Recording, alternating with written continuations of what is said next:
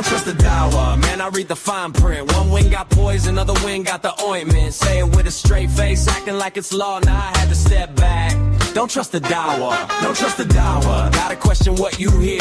If it don't make sense, I ain't nodding in fear. You can dress it all up, quote this, quote that, but I'm not drinking that, I'm good on that. They said if a fly fall, straight into your drink, dip it down deeper, yeah, don't even think. One wing got poison, other got the cure. Bro, that's your logic, you sure that's secure? I'm looking at my cup like this can't be real. You call it wisdom, I call it a bad deal. If that's divine truth, I got questions to ask. Why's the cure need the poison in the same flask? Next thing I hear, yo, camel juice heals. Milk in the urine, that's the miracle deal. You serious right now? That's your science claim. You're telling the world this ain't a game. Trying to dress it up like it's heavenly power, but nobody's saying is drinking that sour. You can hype it up, say it's ancient and wise, but I ain't buying that. I'm good, I'll pass. Don't trust the Dawah, man, I read the fine print. One wing got poison, other wing got the ointment. Say it with a straight face, acting like it's law, now I had to step back.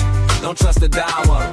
Then they told me Satan sleeps in your nose, so wake up, rinse it, that's how it goes. Every morning ritual, don't forget quick, blow it out strong, get rid of the trick. Hold up, you're telling me that's where he stays, just chilling overnight in your nasal space. I'm trying to follow logic, not stories for show, but this one right here, nah, I don't know. Then it got worse, yeah, I couldn't believe. They said Satan urinates when you don't get up for phases, see. So if you oversleep, that's the reason why. Not fatigue of life, it's a spiritual guide. Now I'm sitting there like, what does this take? You're building a worldview on things I can't take. You want full belief, no questions allowed, but I'm not just clapping along with the crowd. Then they said wipe, but keep it odd count. 3, 5, 7, that's what counts. Even numbers, nah, don't do that. Heaven's got rules about how you act. I get discipline, I get routine, but you're making odd numbers spiritually clean. Now we're counting wipes like it's part of the creed. At some point, man, you gotta concede. Then the warning came, don't look up in prayer, or you might turn to a donkey right there. Maybe a monkey, depends how it goes. I'm like, what kind of theology is this, bro? You're threatening people mid-worship stance with instant transformation. That's your stance, fear tactics heavy, but logic is lack. I'm not convinced, that don't sound right. Don't trust the Dawah, I had to step away. Too many things just don't line up today. You can quote traditions, stack them up tall, but truth stands firm, or it falls. Don't trust the Dawah, I'm thinking it through. If it's really from God, it should hold up too. No blind faith when the cracks I see. I'm standing on truth, that's where I'll be.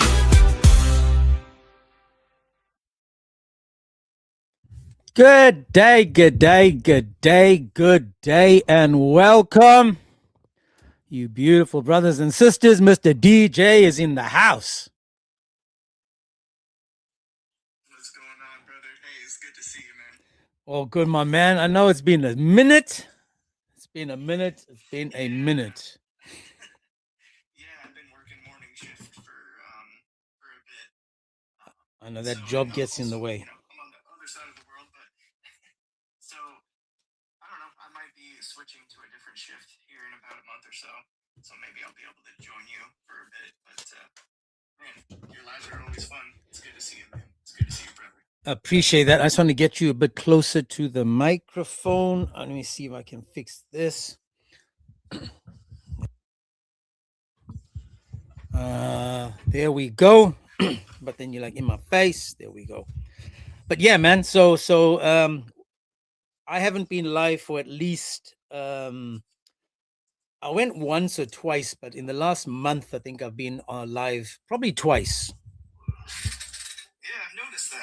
I was like, man, it's rare I get to see you. Like, I'm up. It's rare that I'm up this late and get to see you up here. So I thought I'd come up here really quick and say, God bless you, brother. And I've been missing you guys as well. Yes, sir. He was hiding in the cave of Hera. That's what he was doing. Right. Bless you guys, bro. I definitely was hiding. I was hiding from the drama from the Muslim Dawah. Talk about that, bro. Oh my goodness. Yeah, just let me Ree wants to come up. So the topic for the day, guys, as you can see, is because the Dawah drama is continuing, I decided to do Dawah today. Why not? No, that's a good idea. God bless everybody and good morning. God bless God my bless brother. Monaco. I gotta drop down though, man. It's good to see you guys. Yeah, I saw you earlier, man. God bless you. I can't remember whose live you were on yesterday, maybe, or day before, or yesterday. But yeah, man, it was good to see you, DJ. Sounds good, man. Hopefully, I'll catch you soon. Okay, brother. God bless, DJ. Take care. God bless DJ. Alrighty. So, guys, there has been a lot going on. I have, unfortunately, fortunate for me, took a time out. Needed the time to get away. Which is always a good thing, because in today's environment, the Dawah, man, it's crazy. The Dawah is crazy. The Muslims are crazy, yeah. Maloink has been panic. Maloink is in a panic. So I thought I'm going to help him out today. And I'm going to say it like this, guys. Notice this. Maloink, Malik, the leaky guy that drips like Muhammad did when he walked around the Kaaba. Maloink said, we are boycotting everyone and anyone and yada, yada, yada. And then we have Sheikh Uthran, and he went and debated God, Logic, and 9 others. Now, on his show, he says that he did damage. He destroyed the guys that came in. He destroyed them. So Logic guys got destroyed. Mike, I'm not sure if Mike was there, but I think Elijah was there. I mean, these guys got absolutely destroyed. And because of that, I decided to switch sides. I decided to change sides. I am going to be doing Dawah. I decided, because Muslims destroyed God, Logic, and because the Muslims destroyed the Christians, I am going to join the Muslims and do Dawah. So, Assalamu alaikum. Barakatuh. Just to all of you. And I just thought, since we the Muslims, my brothers have destroyed the Christians, I thought, let's now, since we are leading the fight, let us talk about Islam, so we get more people coming to Islam. That's right. Let's get more people to join the Islam, because you guys know the truth, man. God, Logic got cooked.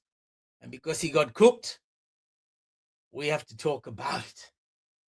So I decided to do Dawah. And if anyone has any questions regarding Islam, today is the day that the Lord has made for us to answer these questions. Brother James, can I ask you a question? Sure, my man. And I'm going to just play along with something you just said, so let's just go with this. If Islam's the truth, then why did I leave Islam? Well, this is it, because you were lied to. You were lied to. For example, you were probably told that you're not allowed to marry children. We know that Muhammad, the best example, sallallahu alaihi wasallam, married and penetrated a child. We know this. Not only that, it's recommended by the God of Islam. Now, guys, if you want to take your Shahada, you just request after these amazing words. According to Islam, remember, Islam says, clears up and says, you can marry these prepubescent girls. Every school of the Ummah agrees with it. Every single one of them says the same thing. Muhammad does what Allah said. He married a child after having wet dreams about her. And because he did this wonderful thing, we are now taught by Islam to follow in the footsteps of the best example to mankind. So the reason that you left Islam is because you misunderstood. You were lied to. Deception. You were lied to believe that, for example, you're not allowed to strike your wife. You were lied to. How dare they tell you that, no, you can't strike your wife when it says that you can? How dare they say you can't marry a child when it says you can? How dare they say adultery is bad when adultery is allowed in Islam? How dare they? So let's do dawah today, people. Let's read the Quran and see what the Quran actually says compared to what the Muslims wanted to say. How dare they change the words of Allah? How dare they? Allah says clearly that He leads people astray. How dare they say, no, He doesn't. It's you that leads yourself astray. Do you notice what I've done there? I've used the Quran to explain Islam. I haven't listened to man. So I think logical is a Muslim. Maybe logical can be on my side and we can do dawah together. Well, James, can I ask you one question before you go to logical? Yes, sir. If God, okay, so, and I just want to get an understanding here because I want something to make sense. God is supposed to be all loving, correct? Absolutely. So then a God that's all loving, He wouldn't misguide you, correct? I plead the fifth. Amen. I mean, I figured that would make sense. So if a God is misguiding you, then something's wrong. No, but you misguide yourself. You see, you misunderstand because you misguide yourself. Allah just helps you and allows you to be misguided. Even though Allah says clearly in the Quran several times that He is the one that misguides people. He is the one that leads people astray. He is the one that puts devils on people doing the job of Satan. This is what Allah says. Don't believe the Muslim when they lie to you and tell you Allah said something other than what He just said. So I want to go with logical. Logical, do you agree with me so far in what I just said? One second. One second.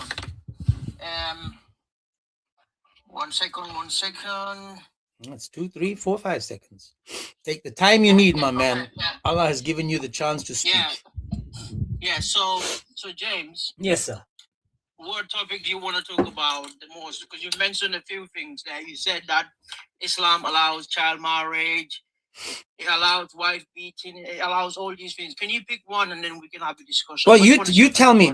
Which one do you think I lied about? No. I'm saying you've made a claim. I'm not claiming. I'm not claiming. This is a fact. This is a fact. This is not a claim. Okay. A claim is me. A claim is me saying something that I'm making up. I'm claiming something that's to be true. Okay, so you're wrong for saying Islam allows child marriage. Okay, beautiful. So then if Islam doesn't allow child marriage, let's address child marriage. How's that? Yeah, let's do it. Beautiful. So now, ladies and gentlemen, we're doing dawah. I want you guys to notice the difference. Me, I will tell you what Allah said. Remember this. I am going to tell you what Allah said, and we've got logical that's going to tell you what Allah tried to say. Okay, so now we're going to go. You want to start or must I start? In fact, you start. I'm allowing you to start so that I'm not going to interrupt you. You do the dawah and tell everybody how Islam does not allow you to marry and penetrate prepubescent children. Yeah, no problem. Just trying to get reference. Yeah, so if you read the Quran in Surah, Islam is categorically against marriage of prepubescent girls and marriage of children. Islam is against that. Okay, how do I know? Because I'm going to give you Quran and Hadith references, right? So if you read Surah 4 verse 6, it says here, test the orphans until they reach a marriageable age. And if you feel they are capable of sound judgment, return their wealth to them, do not consume it. So let me just find the verse. Let me find the verse. Hang on, dude, don't panic. Don't panic. I'm not done. I want to know the verse so we can go together. Easy, Tiger. Don't panic. I'm not okay. So 4, 6, and then we can, and I'll give you the hadith. Okay, so hang on. Just please wait. Please, sir. Don't panic. So we're going to chapter 4, and you said it's 4, 6, correct? Yeah. It's talking about the conditions of marriage. Conditions of marriage. Okay, Yeah. Continue. Also, if you read in... Well, can we address that first? Can we address 4:6 first? I'm giving you both. So that's it. After this, that's it. I promise you, yeah? Sure. We have Sahih Bukhari 2664. This is about the age of responsibility marriage. Okay, one second. Book 2664. 2664. Yeah, Sahih Bukhari 2664. Beautiful. So let me just find that. I just want to be with you. You know, I want to just see what you say. So there we go. So it's 2664. Can I read it? Or can I put on the screen for everyone on the YouTube? If you want, yeah. 1 second. Let me put this on the screen. And how are you doing, Dawah? You all right, yeah? Good, bro. Amazing. I'm actually practicing piano right now. I'm listening to you getting cooked. Yeah. Okay, so I'm gonna read 2664, and then it says, Allah's messenger called me to present myself in front of him on the eve of the battle of Uhud, while I was 14 years old at that time. And he did not allow me to take part in the battle, but he called me in front of him on the eve of the battle on the trench when I was 15 years old, and he allowed me to join the battle. Nafi said, I went to Umar bin Abdul Aziz, who was caliph at the time, and related the above narration to him. He said, this age, 15, is the limit between childhood and manhood, and wrote to his governors to give salaries to those who reached the age of 15. Correct? Yeah. MashaAllah. Can you tell everybody, who is this talking about? So this is talking about Ibn Umar.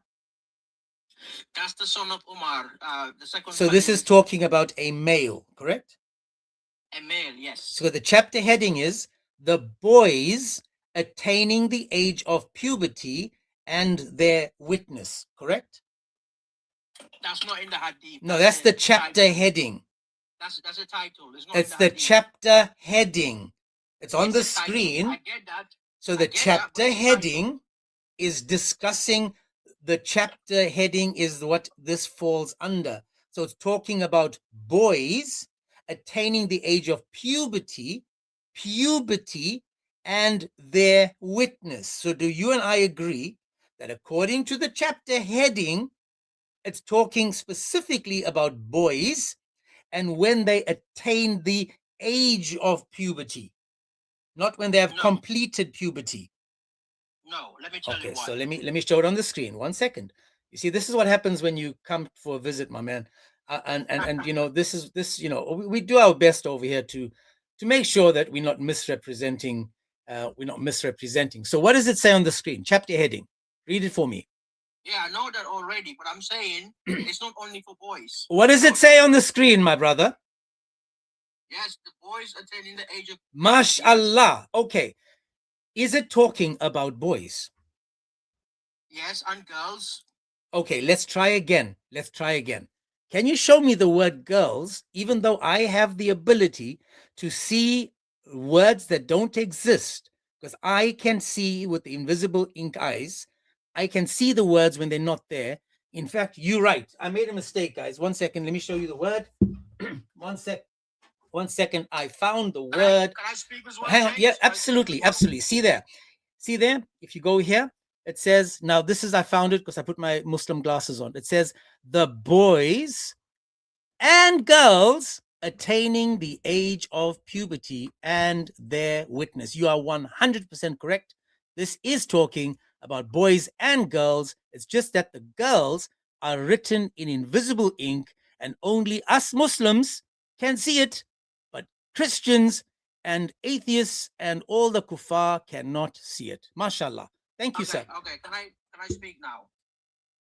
Okay, so this is in relation to Surah 4, verse 6. If you look at the tafsir there, from Al-Jalalain, he said here, try test with the orphans before reaching maturity with regard to the duties of religion and before they can legally manage their own affairs until they reach the age of marrying. That is, until they have become eligible through puberty of legal age which according to Al-Safi is completion of 15 years of age, right? Okay, So can I address that now? So now that I cooked you on the one. I'm not done, bro. I'm not done. Oh, okay, my please. mistake. Just Forgive longer me. than me. Forgive me for trying to correct you again and to not make yourself look done, like an James. absolute mo. I'm not done, James. My please, mistake. Right? Yeah, you're right. So this is not only for boys only. This is include both boys and girls because the Quran verse. So one second. Are you talking about this verse? I'm trying to understand logical. Are you talking about this verse or are you talking about the one that you lied about earlier, the hadith? I'm connecting both the Quran verse and the hadith that I've read to show you it's talking about that issue because Ibn Kathir mentions that hadith in Surah 4 verse 6 tafsir. He mentions that there. Mm-hmm. Do you want me to show you evidence? We'll get to that in a second. Please continue now with Surah 4, I'll continue. Yeah, I'll continue. So you can see here the age of marriage is 15 years old above. So therefore, this is for both boys and girls. The age of marriage, of course, according with their consent. James, let me finish, please. Sorry, man. If they consent to 15 years and get married, that's when the age of marriage is according to Islam. The hadith says it, the tafsir says it. Thank you. Beautiful. How old was Aisha when she got married? So she was the marriage was 6 years old and boom shakalaka. Thank you very much. So now we know that it's not 15. The marriage consummated at 9 years old. So it's not 15, correct? No. Beautiful. So you just said that then 15-year-old was for what? Was the age of marriage.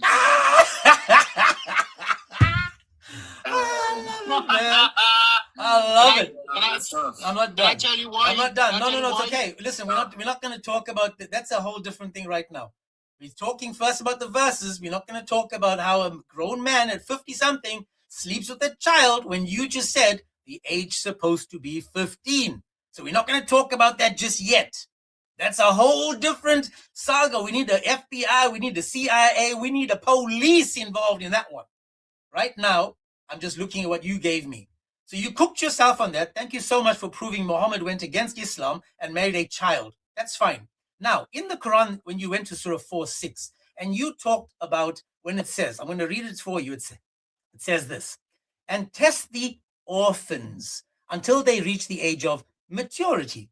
Then, if you perceive them in sound judgment, deliver unto them their property and consume it not wastefully and in haste before they come of age. Whosoever is rich and should abstain, but whosoever is poor should partake therefore in an honorable way. When they deliver unto them their property, bring witnesses on their behalf. God suffices as reckoner. Now, do you and I agree that this verse is talking about inheritance? It's talking about both marriage and inheritance. Okay, let's go slowly now. At 15 years old, are they considered adult?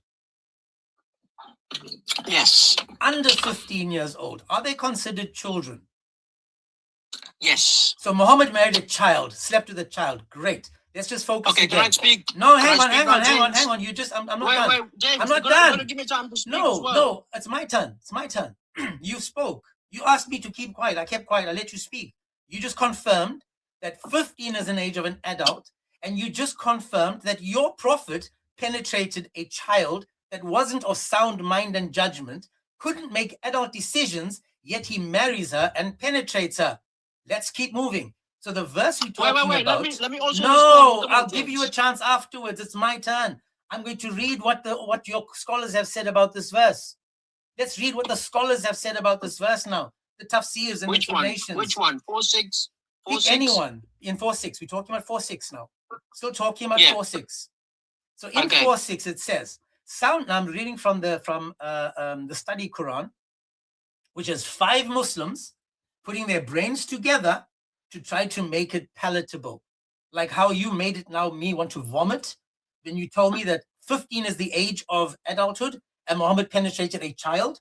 And then you realize what you said and what you did. And now you have to try to fix it. That's fine. We haven't got there yet. I haven't responded yet about I know you can talk about that later. How Muhammad took a child and penetrated that child according James, to are you 65.4. panicking? You won't let me talk, James. But you asked me to let you speak, and now I'm not done. I'm going to read you the explanation You're of the speaking verse. for 3 minutes now. 3 minutes now. So what? I've spoken less than 1 minute, man. Come on. If the truth takes 10 minutes, don't you want to listen to the truth? Okay, fine. You also have to let me speak the truth as well, right? Well, that's you just agreed that you can penetrate a child. Do you think that's true? Wait. I never said that yet. Just wait for my answers to that. Wait. Beautiful. I never said that yet. Okay, let's see. So it says, sound judgment is understood as possession of a correctly functional, rational faculty, a healthy and upstanding character, an understanding of how to manage property, and sound religion to the degree that no one requires custodial care.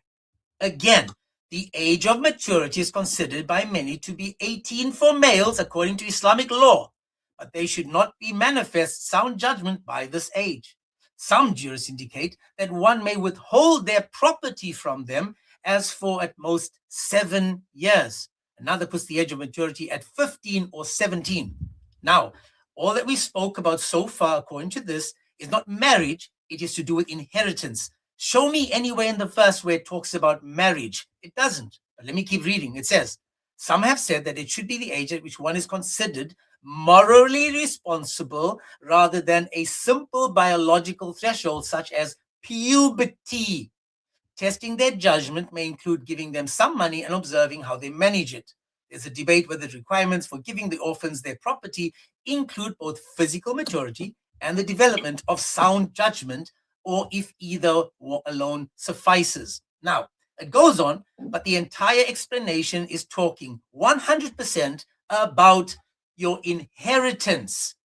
Now, I want you to I'm allowing you now to explain what you just did. You said they are adult at 15. Your words, adult at 15. Under 15, you said they are children.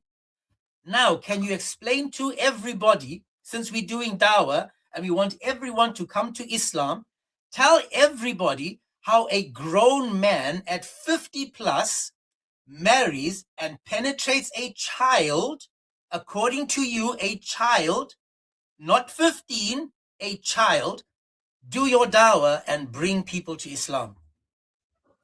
Wow, finally I'm able to speak. You spoke for like 5 minutes. I hope you give me the same time as well. So I have shown you age of marriage is 15 because Surah 4, it says they test the orphans until they reach a marriageable age. The Arabic word is nikah. Nikah means marriage. So that's mentioned there. It's not just inheritance. Yes, it's both inheritance. As soon as they reach marriageable age, then you release the properties to them so that they can be responsible. They can be married and have their own affair to their properties. Now, when it comes to the Prophet's marriage to Aisha, yes, the hadith does say, yes, the Prophet married Aisha at age 6 years old and then consummated at 9 years old. What you Christians and non-Muslims don't realize is that marriage is specifically to the Prophet only because God commanded him to do that. It says it's specifically for the Prophet only. Now, God knows what's best for his people. When God commands the Prophet to marry Aisha, God will make sure there's no harm physically, mentally, emotionally. Why? Because God says in the Quran, in Surah 2, 286, Allah does not put burden on people beyond their capacity. Which means here, when Allah commanded the Prophet to marry Aisha and consummate at 9 years old, God will make sure divine intervention is involved in it. There's no harm physically, emotionally, mentally. So this is a divine intervention involved here. That's why God allowed the Prophet to marry Aisha on that occasion. However, that is not a command for Muslims. It's not for us to do that. That was a specific command for the Prophet only. Just like in your Bible, there are some things Jesus Christ does you guys are not supposed to do. Like, for instance, Jesus fasted 40 days, 40 nights, no food. And according to your Bible, Jesus is your perfect example. But no Christian on the face of this earth wouldn't dare to go and fast 40 days, 40 nights, no food. Because if they do that, they're going to end up being physically sick. They're going to have extreme physical sickness to the point they're going to go to the hospital. Can I jump in at some point? Wait, Can I jump please, in? Please. But I want to address you. I promise you. You saying a lot of points. Please. Okay, I promise you, please. I promise you. 1 minute, please, bro. Right? So, Christians will say Jesus 1 was divine intervention. God helped him to be able to fast 40 days, 40 nights, no food. I'm also telling you that prophets married to Aisha, there was divine intervention involved in it. There was no harm physically, mentally, emotionally. So therefore, it was okay for God to do that to the prophet to marry Aisha. However, the most important thing is we Muslims are not supposed to follow that command. It's not for us. Thank you. Okay, so we're going to pick them one thing at a time. So just remember what you've been saying there now. I'll take the 40-day, 40-night fasting. You agree that if you fasted for 40 days and 40 nights, you would die? Most likely, yes. Most likely. So the only person that would be able to do that is someone that is not human, correct? A human being. Moses did it. So so hang on. You just said that Moses did it. Did Moses dry fast, no water, no nothing? Show me where Moses did that. Okay, no problem. I'll show you. Okay, that's one. Number two. We're gonna get there. Take it easy. You can find it. You must be able to do two things. Right now, you spoke a lot of rubbish, but we're gonna address that. I want to get back to it. I want to get to what you just said. You said. I've got it here. Wait, James. You want a reference? Yeah. This is Exodus chapter 34, verses 28 to 35. Okay. Moses stayed there with the Lord for 40 days and 40 nights. Moses did not eat any food or drink any water. Yeah. Okay. Keep going. Right. Okay. Let me keep going. And he wrote the words of the agreement, the 10 commandments, on the 2 stone tablets. Okay. When Moses came down, okay, there you go. Okay, I'm not done. It's okay. No Listen water. again. You believe in miracles, correct? Yes, this is what I was saying. Slow down. So Moses was with God, and when he was with God, God allowed him to exist and to live 40 days and 40 nights without eating, correct? That's what I said about Jesus. So hang on, can you show me that God was with Jesus and God made a miracle of him fasting for 40 days and 40 nights? Okay, so Jesus says in the Bible, whatever I do is from the Father. Thank you. Does that include fasting? Everything that God does, Jesus does, because they are one God. But we're not going to deflect. We're not going to deflect. Can you answer the question, We're not going to deflect. Listen again. We're not going to follow you down every hole that you want to find. Right now, we're going to go back now to, you said that the decision for Muhammad to penetrate and grape a child was by the command of God, correct? And you said that according to the Quran, that the burden, God would not put any burden on the people, right? On people that couldn't handle it. Yeah. So God made a child, according to you now, we're doing Dawah, people come to Islam. According to you, your God took a child, a prepubescent, a 9-year-old, and made her strong enough to let a grown man lie on top of her and to penetrate her. And this was only good for Muhammad, but not good for the rest of mankind.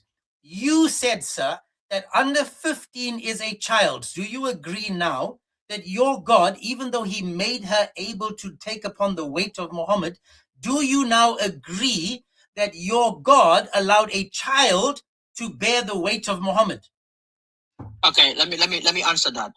So again, I have already separated 15 years old and Aisha's marriage. Aisha's marriage was divine intervention involved there. There's no harm. I'm agreeing with you. I'm giving that to you. No. I'm giving that to you. I said divine intervention was allowed, correct?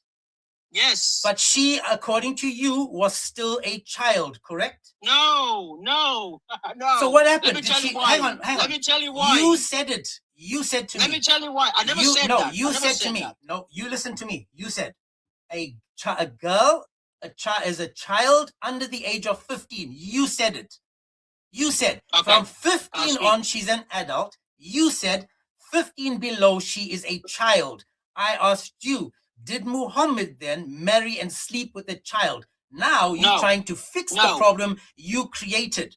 So your God took the child. I didn't your God. cause any problem. So who fixed it for Muhammad to sleep with a child? Wait. Let me speak now, James, please. Answer this question. So who was it? There's the question. Who was it? I'm answering. No, listen to my question. Who was it that allowed Muhammad to sleep with a child? Okay, let me answer the question. So God allowed the prophet to marry Aisha. Was she a child? I'm gonna answer. Was she a child? No. Okay, so she wasn't a child. So anyone under 15. Anyone under 15. Is anyone under 15 considered a child? Let me answer why she's not a child, please. Right? So the reason why she's not a child on this occasion is because divine intervention is involved there. She's made to be an adult. Okay, perfect. Dude, I'm agreeing with you. Who made the child an adult for Muhammad to sleep with? Sorry, what did you say? Who made the child an adult for Muhammad to sleep with? She wasn't a child. You said, okay, watch again. Is a 6-year-old a child? Yes, a normal one. A normal 6-year-old is a child. A normal 9-year-old is a normal 9-year-old still a child. So anyone is a child except Aisha, because God was When involved did Aisha become an adult? At what age did she become an adult? So when God was divinely involved. I know, when he allowed Muhammad to grape her. I'm asking, what age? Great, James. What age? James. Listen again. What age did Aisha become an adult? So I've said already, at 9 years old. Okay, so when he married her at 6, she was still a child, correct? At 6, yes, but it wasn't consummated. It wasn't consummated. So, beautiful. So you are saying he marries a child at 6, a little child, right? At 6. And then your God intervened. He did something miraculous. He did some miraculous intervention. And he took the 6-year-old child when she turned 9. And then he made her all of a sudden into an adult at 9. Was she still 9 years old? I've said that already, James. Come on. So she was still 9. Did she have a body of a 9-year-old? Okay, James, I've told you, yeah? God was involved there, divine intervention. How disgusting is that your God took a 9-year-old? What about this? What about all the other women that were adults there? Were there any adult women? James, can I also ask you a question? No, not yet. Not yet. We're doing Dawah today, my man. We're doing Dawah. Listen again. Why not? Because we're doing Dawah. Read the bloody screen, you dumbass. Read the screen.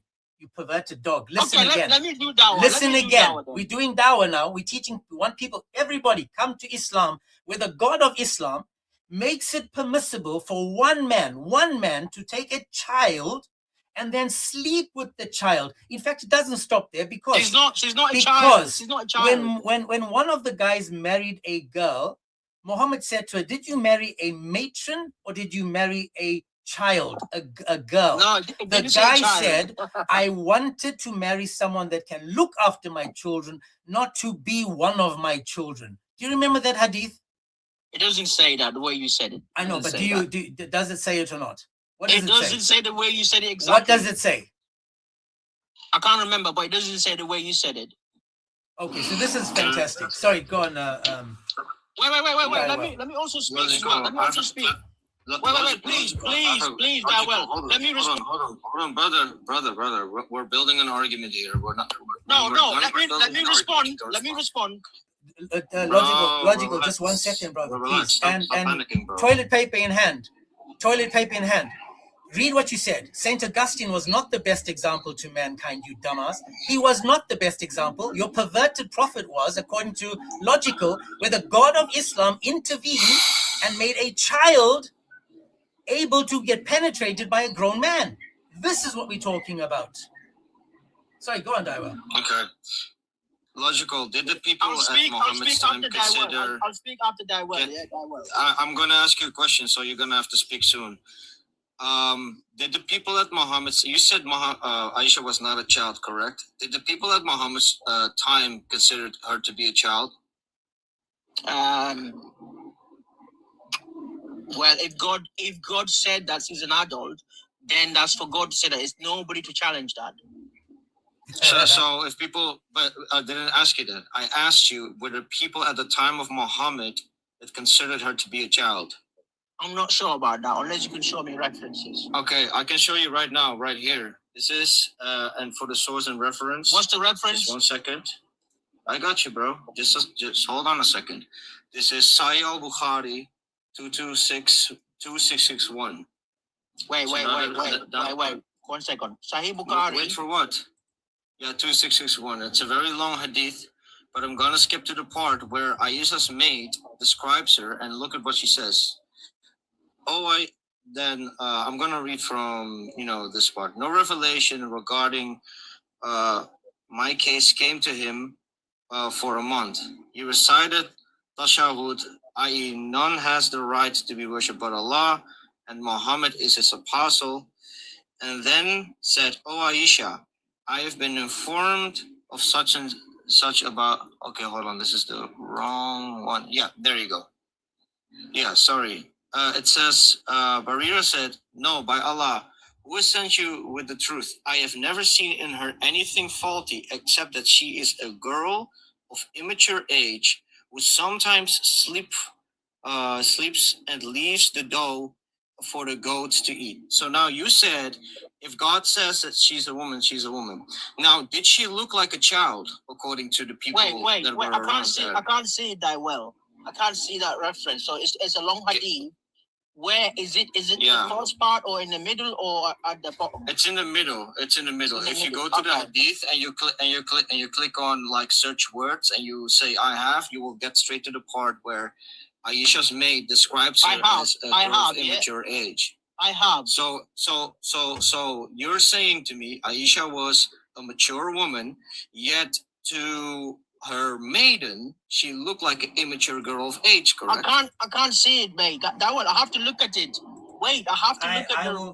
Maybe you have to find your glasses. Maybe you have to find your glasses. No, this is. It's okay. It's a long hadith, man. Chill out. It's okay. Watch this. It's okay. Brother, it's on the screen. What are you talking about? What I'll do is I'll zoom out for him to see. Just give me a second.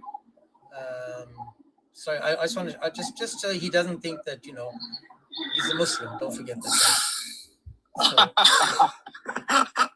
I mean, this always happens when I talk to Is that the one where it says Byra said, "No, by Allah who has sent you the truth"? Yeah, that's the one. Part. That right there. I got it. Okay. Yeah, let me read it. Let me read it. Tell me when to stop. Yeah. Tell me when to stop. Mm-hmm. So it says here. Byra. Wait. Before you read it, James, can you put me back on big screen so we can read it together with him? Yep. 1 second. Yeah. Okay. Let me read it. I know how you are. So we're gonna read it from here, correct? No, let me read it. Yeah, you can follow it while I'm reading. It says here. Barira said, "No, by Allah who has sent you with the truth, I have never seen in her anything faulty except that she's a girl of immature age." Is that the one? Yep. Okay. What does it mean? Is this in reference to Aisha? Yep. Where does it say the Aisha entire there? hadith, you will see. Where does it say Aisha there? It's talking about Muhammad's wives, and it's narrated by Aisha herself. You didn't know that? Where does it say Aisha there? Wait, you don't know that this is about Aisha? Oh my God! Okay, let me go here. back. Here. O Allah's messenger, keep your wife. For by Allah we know nothing about her but good. Ali ibn Abu Talib said, "O Allah's messenger, Allah has no imprisonment restrictions on you, and there were many women other than she, yet you asked the woman servant who will tell you the truth." On Allah's messenger called Barira, and Barira said, "Did you ever see anything which aroused suspicion about her?" Who's the her that it's talking about? It's talking about his wife, correct? Yeah, but which wife is this?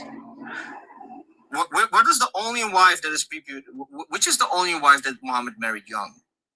Who's the only wife that Muhammad married young? Bro, what is it? What is it immature? Wait. Wait.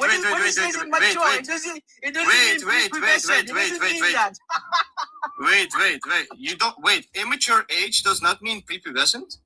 Are you okay? No, it So could it's mean it could mean Immature age does not mean so Wait, when it says that she's a wait. girl of immature age, it does not mean prepubescent. Wait. Immature can mean What is immature? Wait, chill out. Wait, yeah.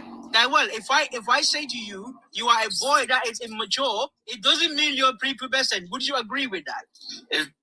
Yeah, well, if you would say, would you agree with that? No, your question is fallacious because the correct way you should ask me the question. Wait, your question is fallacious, logical, because she doesn't just say that she's immature. She says that she's of immature age. So the correct question that you should ask me is, if you say that I'm a little boy of immature age, you are saying that I am prepubescent. Yes, you're saying that I'm a little kid. You're saying that you're too young. Logical. This is not difficult. Let me read from the top. Yeah. That will give me time. Let me read from the context on the top. Yeah. While you read, No, don't run away. Don't run away. No, I'm reading the context. You're running. You're running away. You're running away. From the beginning. We already established that it was talking. We already established that it was talking about his wife. We already established that it was talking about his wife, and about his wife, Pereira said that this is a girl of immature age. So let me, guys, no, just logical. I'm going to read something. I'm going to put on the screen. I'm going to read it for you. Stop talking. It does mention Aisha. I'm about to show it to you. Stop talking. This is what the problem is. You don't know how to listen, dude. You got no idea. You have absolutely no idea how to listen. This is the problem. Now watch this. I'm going to show it to you because it says on the top there. If you read it, says the divine inspiration delayed to counsel them about divorcing his wife, i.e. Aisha. Usma bin, that is, i.e. means that is. That is Aisha. Is the name Aisha there? Yes. No, is it there actually in the text? Yes. Well, it's in the bloody text. It's right there. Look. Are you blind or stupid? What does it say on the screen? What does it say there? Who is it talking about? Who is it talking about? Okay, watch this. Hang on, Dawah. Watch this. Logical. Read this. What's in the brackets there? What is in the bracket? What's in the bracket there? What is in the bracket? What is in the bracket? What is in the bracket? What is in the bracket? I'm agreeing with you. It's in the bracket. But who is it talking about? So then who? Damas. Who is it talking about? Try again. Who is it talking about? Who is this talking about? The entire hadith. Who is it talking about? Okay, so here, it's talking about... Tell me. Name the person it's talking about. Okay. Who's narrating the hadith, bro? Wait, let me get the reference. Who's narrating the hadith? Yeah, but if she narrates it, it doesn't mean it's about her. Who is it? Who is the one speaking? Who is the one speaking? I tell you what, I'm going to read from the beginning. Who is the one speaking? No. Let's read all of it in context. Let's read all of it in context. Don't be scared. You're so low tier, bro. You're so low tier. It says here, whenever Allah's messenger intends to go on a journey, he will draw Why did you skip the brackets? So I'm gonna read it. I will read it. I will read it. Let me read it just so everyone is understanding it. So it says, narrated Aisha. It says, I'm reading. Logical. Sit quietly. I'm reading. Narrated Aisha. It says, the wife of the Prophet. In the brackets, it says that Aisha, the wife of the Prophet. Is the wife of the Prophet Aisha? It's in the brackets. Yeah, but she's not the only wife. Is she the wife of the Prophet that's narrating this verse? She's one of them, but she's not the only Beautiful. So let's go slowly now. It says, whenever Allah's messenger intended to go on a journey, he would draw lots among his wives with whom he would take with him. Imagine that shame. He would, he's wondering if he should take the kindergarten with him as well. Then he says, he would draw lots among his wives and take them with him, one upon whom the lot fell.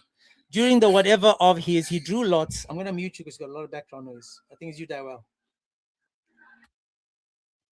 So it says, during whatever, he drew lots among us, and the lot fell on me. Who is the me? Okay, that the name isn't mentioned. Who's the me? The name isn't mentioned. Who is the me, you absolute donut? Who is the The me? name isn't mentioned. Who's narrating this? Who's narrating this, you donut? Wait, keep reading, keep reading. Answer the question, donut. This is why you're Muslim. Keep reading, James. Who is the me in this? We will find out. We will find out. Hang on, I got this. I want you to answer the question before we move on. I don't know. Thanks for coming, bro. Get down. You stupid. Don't drop Get me. down. Don't Get down. What an idiot. You see what happens each time I talk to this guy? You see what happens? This is what happens each time that I talk to him. Me. It says clearly on the verse, me, narrated Aisha, among us, and the lot fell upon me. Who is the only one speaking so far, you donut? Absolute donut. I don't know. What an absolute bloody bucket. You're logical. You can't be this dumb, bro. You can't be like you know damn well what the hadith says, bro. You just don't wanna admit that you're wrong.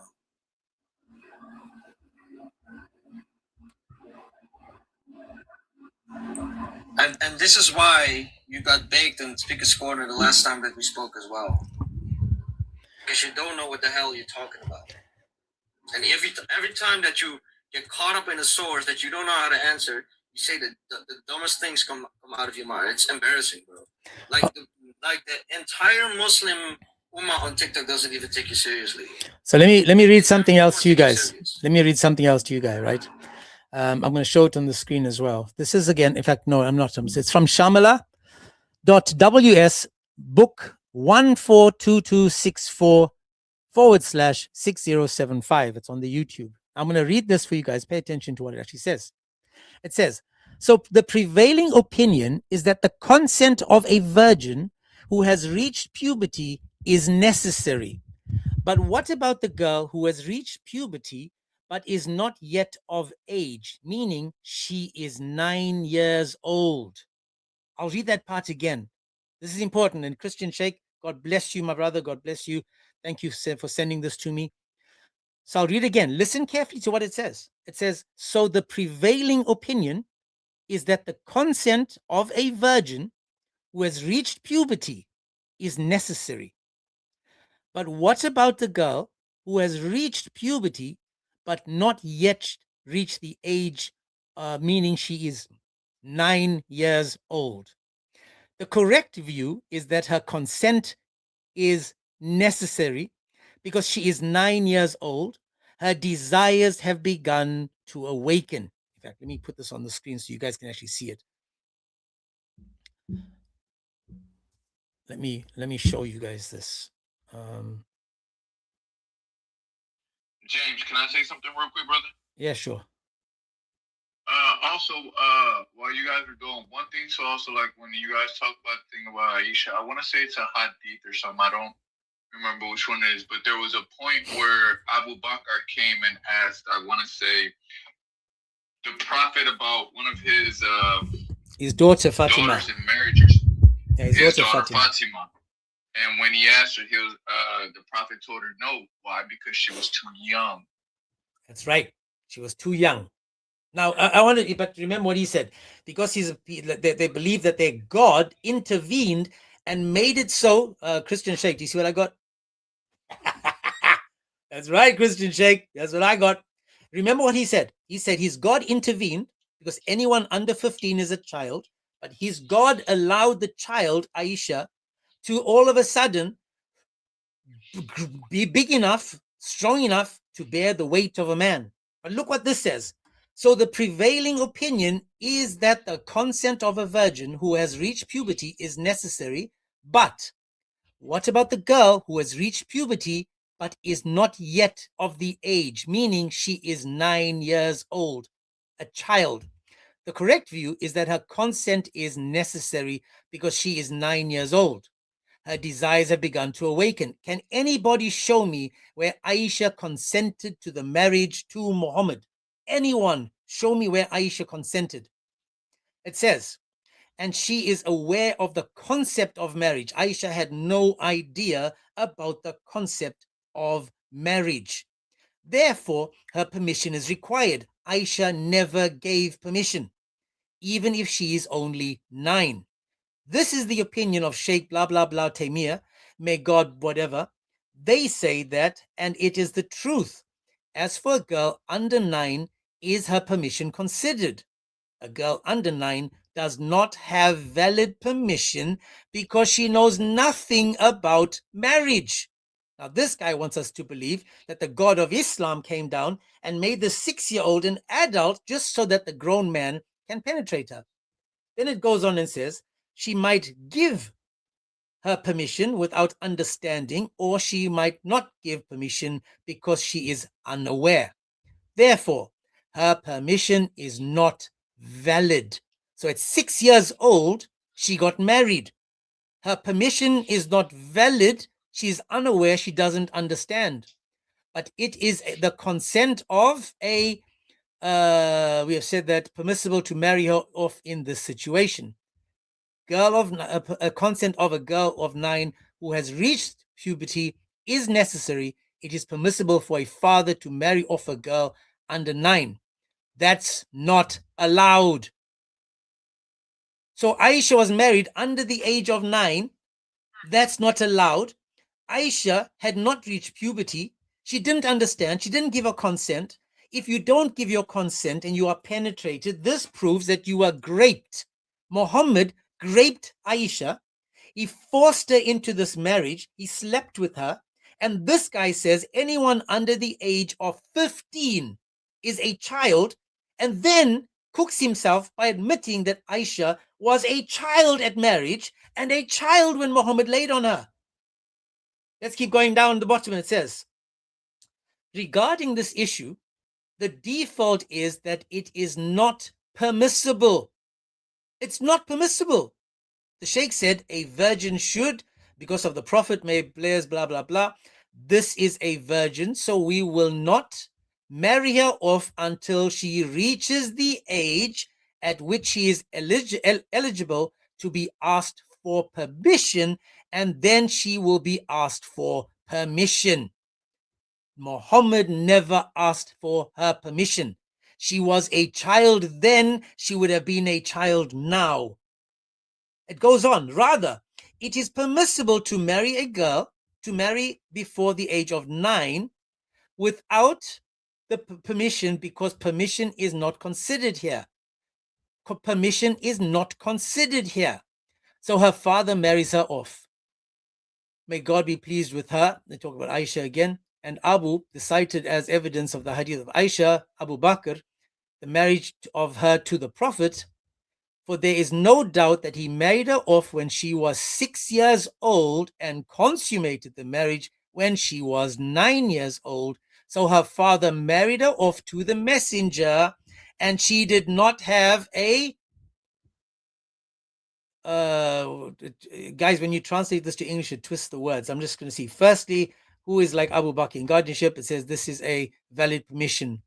The question and what is the answer. So this is the whole point. The point is, according to Islam, Islam confirmed married at 6, penetrated at 9.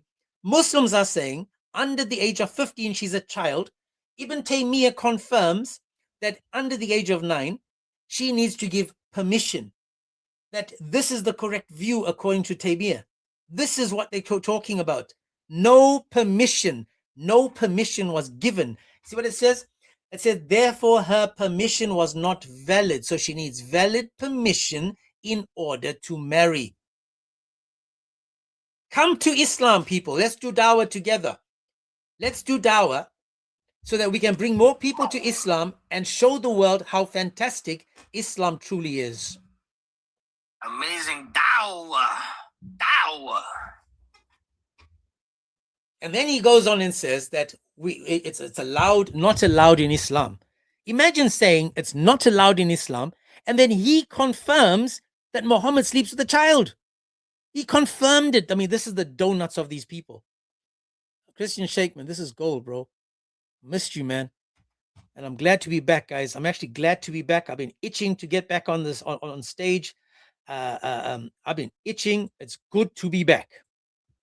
I've been listening to people. I've been trying to sneak in there and follow what the latest is. But my goodness, man. For those that don't know, this is shamala.book/142264/6075. 6075. Let's continue doing Dawah, people. Let's continue doing Dawah. Let me see. I've got another guest.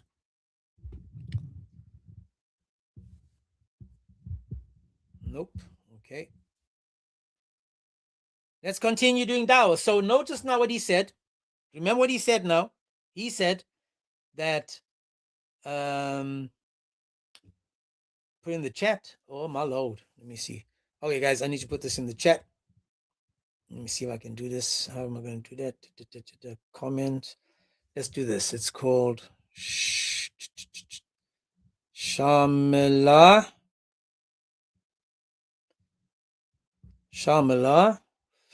.ws/book/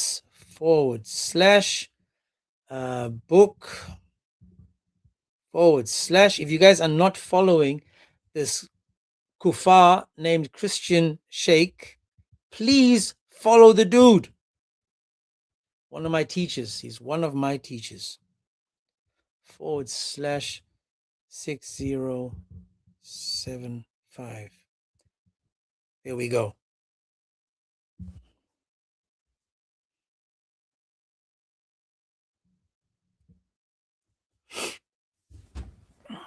We've got a guy called Dawah Soap.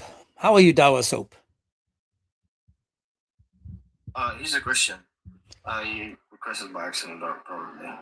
Alrighty. Okay, so just for those, I mean, you guys on YouTube, you can see it.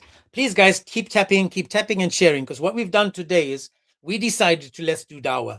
I want to do Dawah because the Dawah is in shambles. I mean, we've got the infighting, we've got Maloink absolutely upset and panicking. He's upset with the Christians, he's upset with the Muslims, he's upset with the Zutman, with the Jake, he's upset with all those that are talking to us. I mean, he's having a panic attack while at the same time trying to lift up and help two half brains put their brains together to become one brain. And it's sad, you know, it's sad. So we're going to do Dawah for them. I want the truth to come out. I'm so sick and tired of this soft, weak Islam. I'm come on, baby. Come on, baby. Let's get Islam out there. Let's show the world what Islam truly is. According to the Muslims and according to what we've learned, the Muslims have told us clearly, Allah says under the age of 15 is no. The guy took me to a hadith. The hadith confirmed when it says that. Now I'm going to read you guys another hadith. Listen to this. My father died. This is Sahih Bukhari 6387. My father died, left behind 7 or 9 daughters, and I married a woman. Muhammad said, did you get married, O Jabir? I replied, yes. He said, is she a virgin or a matron? Virgin meaning a child. A child. Did you marry a virgin or a matron? I replied, she is a matron, meaning an older woman. An older woman. My God, I mean, who, just like the guy, the sheikh said, who wouldn't want to marry a child, man? Come on, who? Everybody would if they had the chance. I replied, she is a matron. He said, why didn't you marry a virgin girl so that you might play with her and she might play with you? And then in the brackets it says, or you might make her laugh and she makes you laugh. You know? I said, my father died leaving 7 or 9 girls. I did not bring a young girl like them. So I married a woman who can look after them. A woman, meaning an adult, not a girl. What was Muhammad asking? Muhammad was asking her to, exactly, you can sport with her and she can sport with you. Look at the perverseness in this verse, right? Again, this is Sahih Bukhari 6387, where Muhammad is asking a grown man, why did you marry an adult? What is wrong with you, man? Why didn't you just marry a child so you can play with her? And then it says, I married her a woman so that she can look after them. I didn't bring a young girl like them to the house. What did Muhammad say? May Allah bestow his blessings upon you. Again, I am reading what Islam has given us, so I am promoting Islam as it is. Unchecked, raw, perfect, unspoiled. Yes, according to Islam, marry the prepubescent so that you can sport with her and she can sport with you. And not only that, her feet may not touch the ground when she sits on the toilet, but you can always make a little footstool for her to put her feet on. And when she says, I'm done, husband, I'm finished, you can even go in there and wipe her butt clean for her. Wow. Isn't that lovely? You can train her from day one. This is Islam, people. Why marry a grown woman that knows how to wipe her own backside when you can potty train them? Little dear, God bless you. God bless. I was just going to say, isn't that what our local Dawah leader has been saying here on TikTok? That he could train her up. That's right. That's why you marry him young. That's exactly what he said. So you can train them to be your wife. I was going to bring up something really quick too for you, James. God bless. God bless. I was going to bring up something too, what logical it was pointing to. Okay, here we have Moses and Jesus, right? Fasting for 40 days and 40 nights. What is fasting? It's denying the flesh. That's right. Oh, Allah does a miracle for Muhammad. Rather than denying the flesh, he creates a 9-year-old adult woman.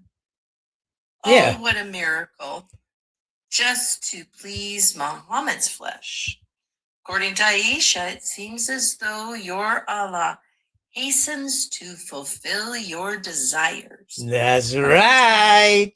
Not only that, pay attention to this. This is crazy. So one of the guys called Toilet Paper in Hand was on the chat earlier, and he was saying, why didn't the people go against what Muhammad did? Why didn't the people complain about it back then? Notice the hadiths didn't come until 250 to 300 years later, meaning the first 200 years after Muhammad, people were not discussing this. This wasn't a subject because it was only written and provided as evidence later. And if anyone went against Islam, we know that if you go against Islam, you are unalived. So if people were, for example, they said, why didn't John of Damascus make a big issue of it when he was one of the first people to go against Islam?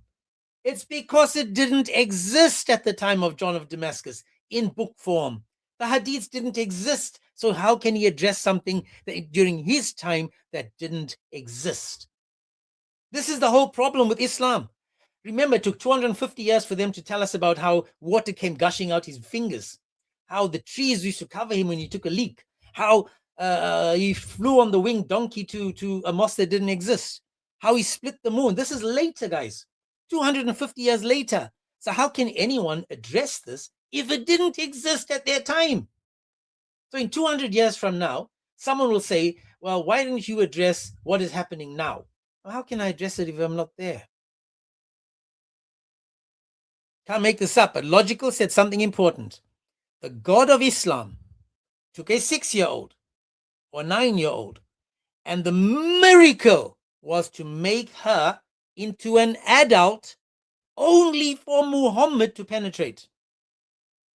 Only for Muhammad to penetrate. That is the miracle of Islam. Also, his explanation was so stupid because he said, yeah, just like Jesus did things that were only bestowed onto him, like fasting for 40 days. Yeah, but there was a wisdom behind that, wasn't there? The wisdom behind it was to achieve what Israel couldn't during the 40 years in the desert, and to show that what Israel couldn't have done during the 40 years, Jesus did in 40 days. Now, if you're going to appeal to our paradigm and say, well, in likewise manner, there are miracles that God lets happen. Because there's always a wisdom behind it. But what exactly is the wisdom of God, of your Allah, telling Muhammad to mount a 9-year-old? Well, where's the wisdom in that? Where is the wisdom in that, people? Now, again, I'm doing dawah today. If there's any Muslim that wants to help me do dawah, we've just covered, for example, how in Islam, yes, Allah intervenes, makes a grown woman into a child into a grown woman. Sorry, I'm getting confused over here because I'm not used to the filth of Islam. I'm just trying my best now to present Islam in a way that's never been seen before. Now, I just got someone saying 5081. I remember that one. James, it's crazy how, like, when it comes to this religion, logic goes completely out the window. Yeah, well, this is it. Logic doesn't. Again, Islam and logic can't be in the same room. Just like Aisha and Muhammad can't be in the same room, or Superman and Kryptonite can't be in the same room. Because what does it do? It takes away the common sense factor. It destroys brain cells and makes it. Superman could never coexist with Kryptonite. The Western world, and in fact the whole world, can't coexist with Islam. They can't be in the same room, world, country together. And this is why we're doing dawah. We want people to see why it's so important to have dawah. This is why, so that we can educate people on how never to be a Muslim, how to run as fast as you can from this nonsense. You want to back up? That's why I'm glad I left, James. I'm so glad I left that position. Yeah, you want this guy back up? Oh, no. Yeah, I'll just let's see what he gives us, because he's a gift. James, how you doing? Yeah, logical. You want to continue where you left off? Sorry, what did you say? I said, do you want to continue from where you left off? Yeah. Let's continue. Yeah. Beautiful. So yes. I've looked into the hadith. Yeah. I've actually looked into it, and I've come to realize, yes, it's talking about Aisha. However, the wording there, immature, is not correct. So you are 50% correct, 50% wrong. The wording there, it says Jariya, which means a young girl, not immature. I've checked it in Arabic.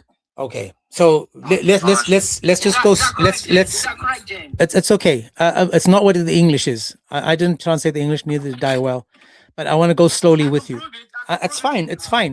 Listen, you guys will. I told you, the Quran will tell you that you can marry prepubescent girls that have not yet reached the age of menstruation. I'm telling you what the Quran said. You tell me what Allah tried to say.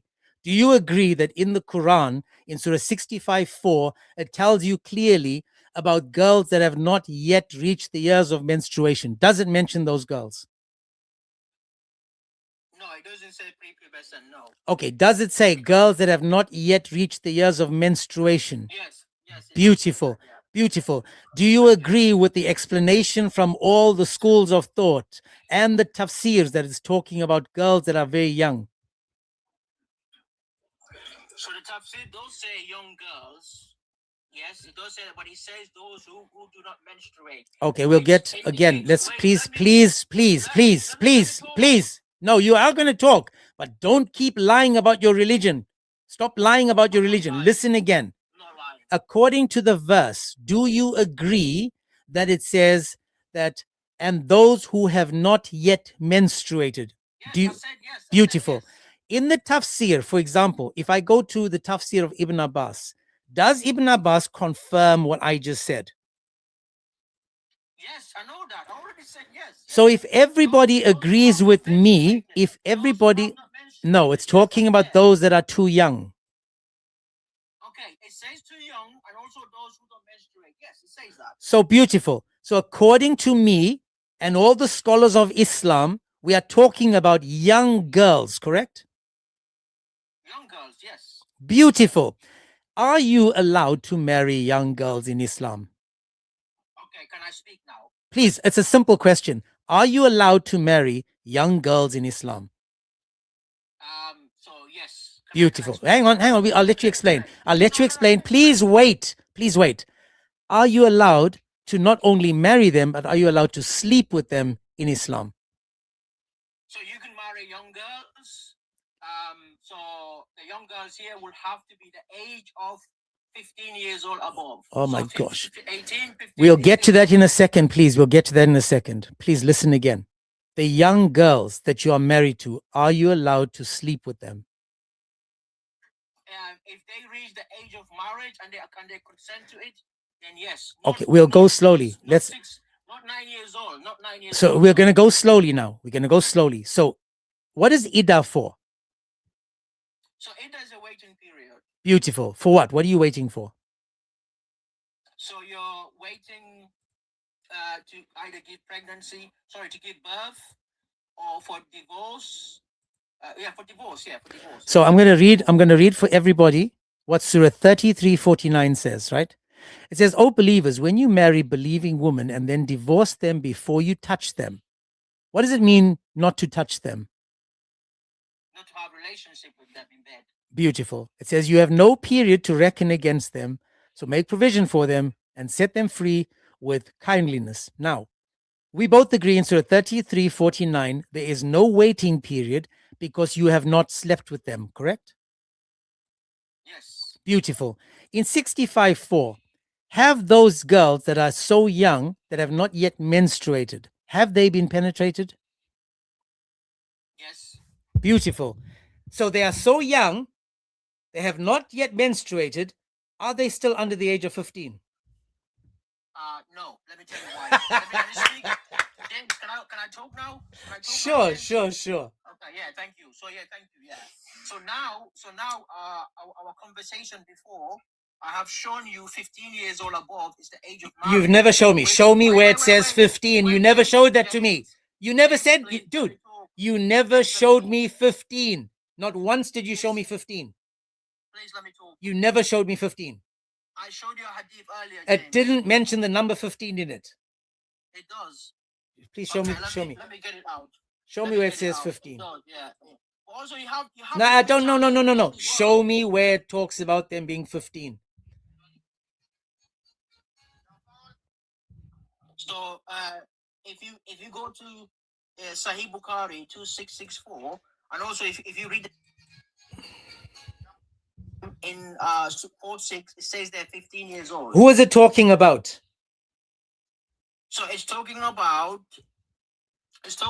young people, orphans. Does it say boys?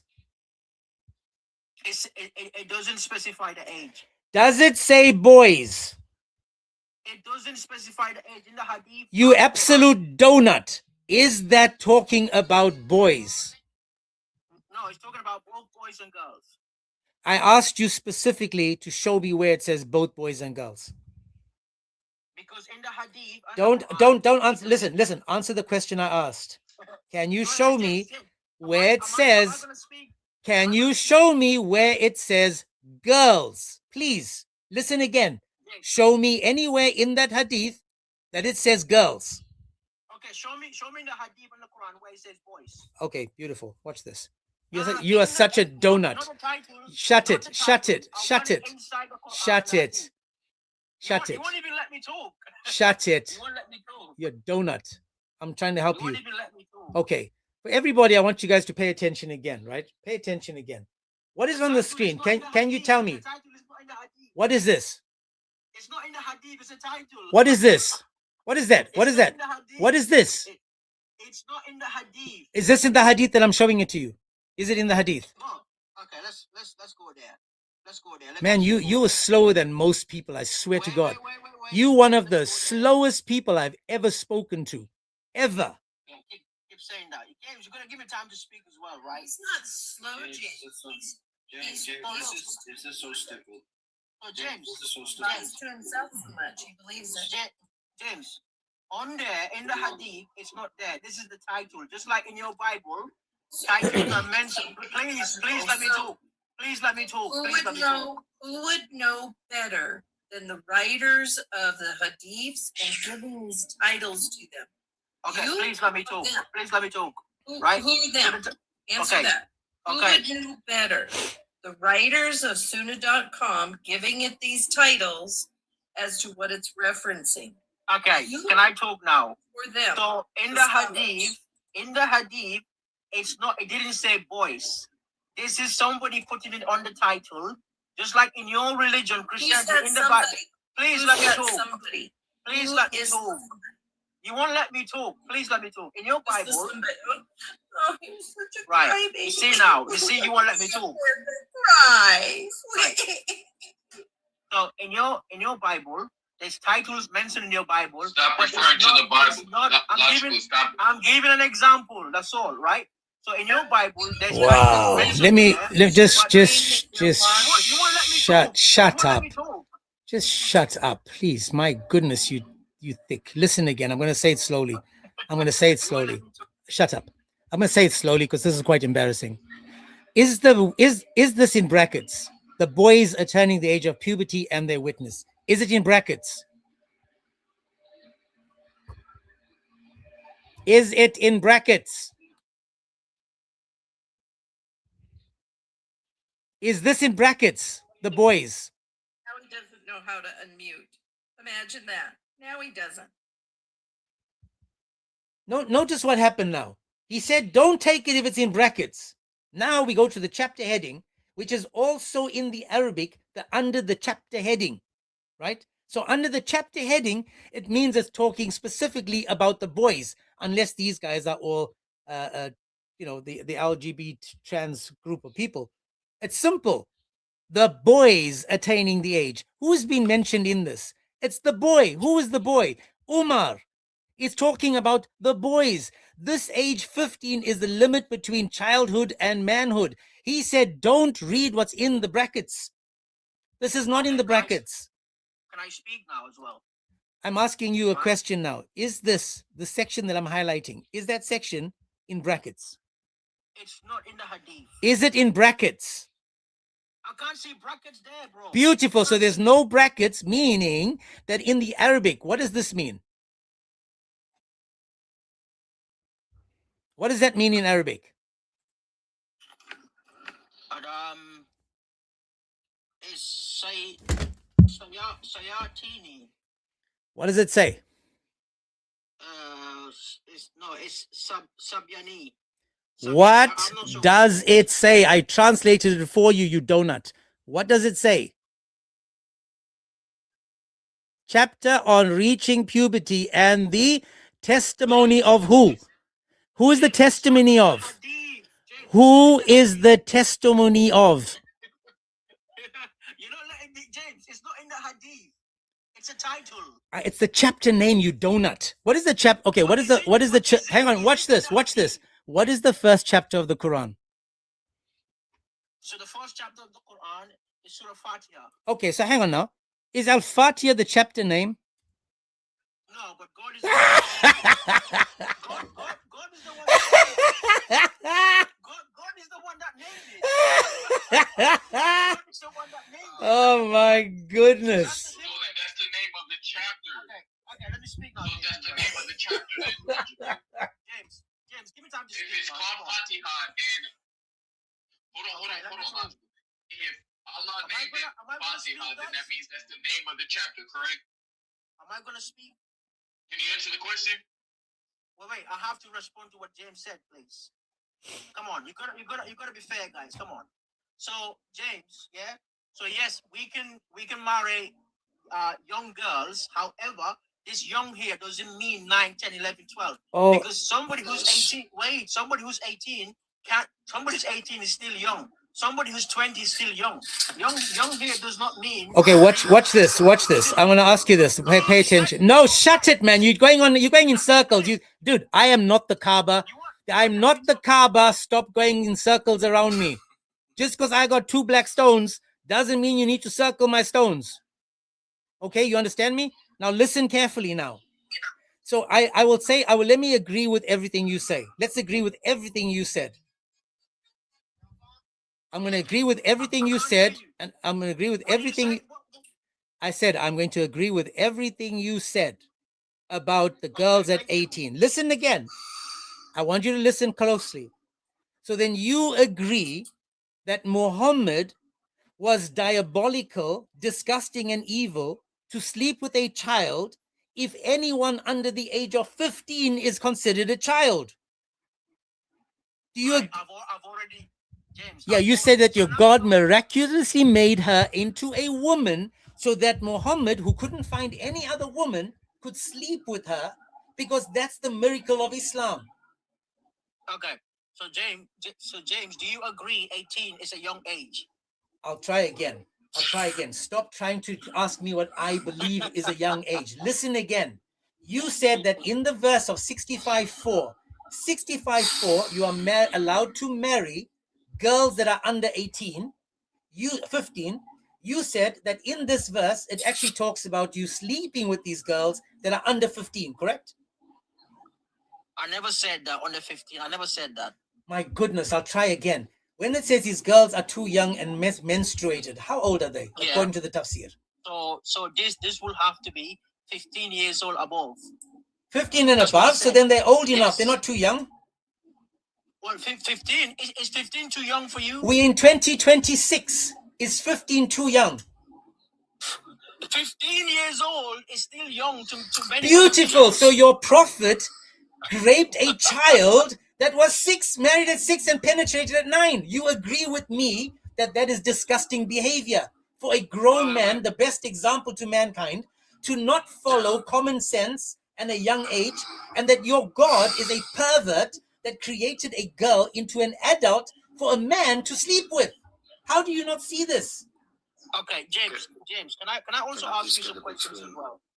James, can I ask you some questions? No, you're not gonna run. You're not gonna run because I'm tired. I'm tired of your bullcrap, bro. Like, I'm really tired of this. Like, I've been listening, bro. You're so full of it, bro. Allah's totally will not be able to keep up with your bullcrap. Here, this is from Imam Bukhari himself. He's giving commentary on chapter 65, verse 4 of the Quran. Would you please read that commentary? No. You read it, please. You read it. No. Read it. Are you scared to read it? No, you read it. Why are you scared to read it? No, you can read it yourself. Come on. See, you're embarrassing yourself because you're already showing that you're scared. Here. Just read chapter it. 39. Okay, chapter 39. Giving one's young children in marriage is permissible. Did I read that correct? Logical? I can't see the other side, left side. Giving one's young children in marriage is permissible. Did I read that correctly? Is permissible there, or is that bracket again? It's the brackets, bro. Let's take away the permissible. Hang on, let's take away the is permissible. Wait. Let's take away the word permissible. Is it about giving one's young children in marriage? So you can in Islam, there's 2 types of marriage. You see, Filthy, disgusting, evil cult. This is why you're an absolute donkey. You want me to answer?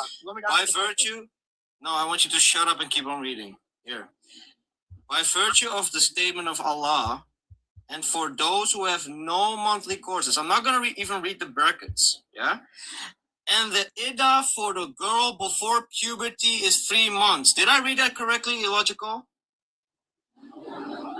Where is this reference from, Dawah?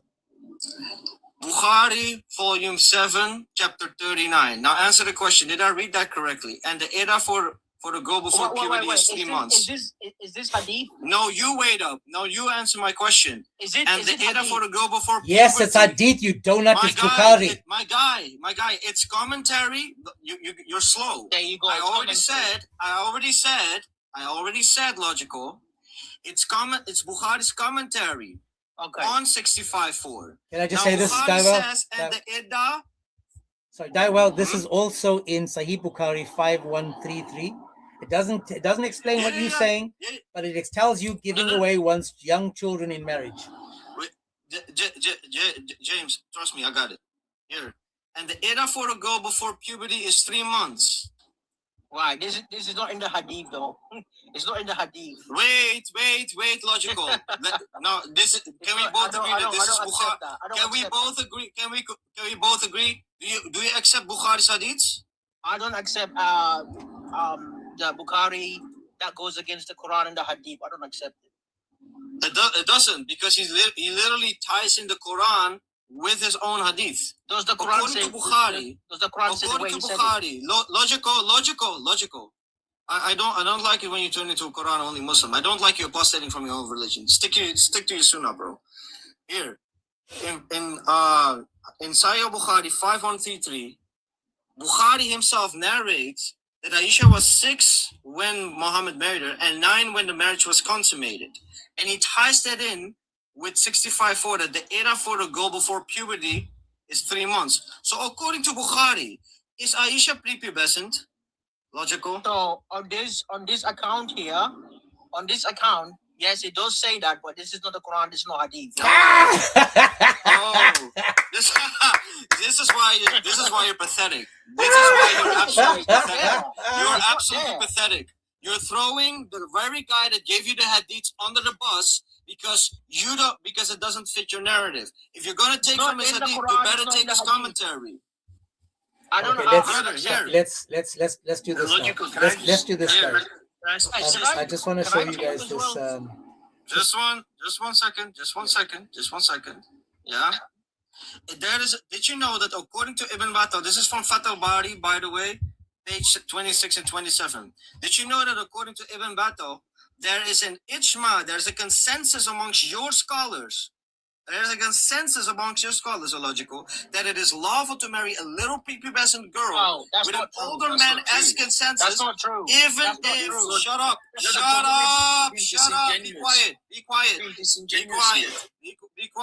quiet. Even if she's in the cradle. Wow. There's an ijma amongst your scholars about this. Okay. An ijma. You're ignoring the fact. Tell that to Ibn Battal. This is a Tell that to Fath al-Bari. Okay, guys. Okay, everybody. Let's take a time out now. 1 second. I just want to continue with this. So I want you guys to understand now. All you and me and Dawah have done is read from what your sources has given us. And what did you do, logical?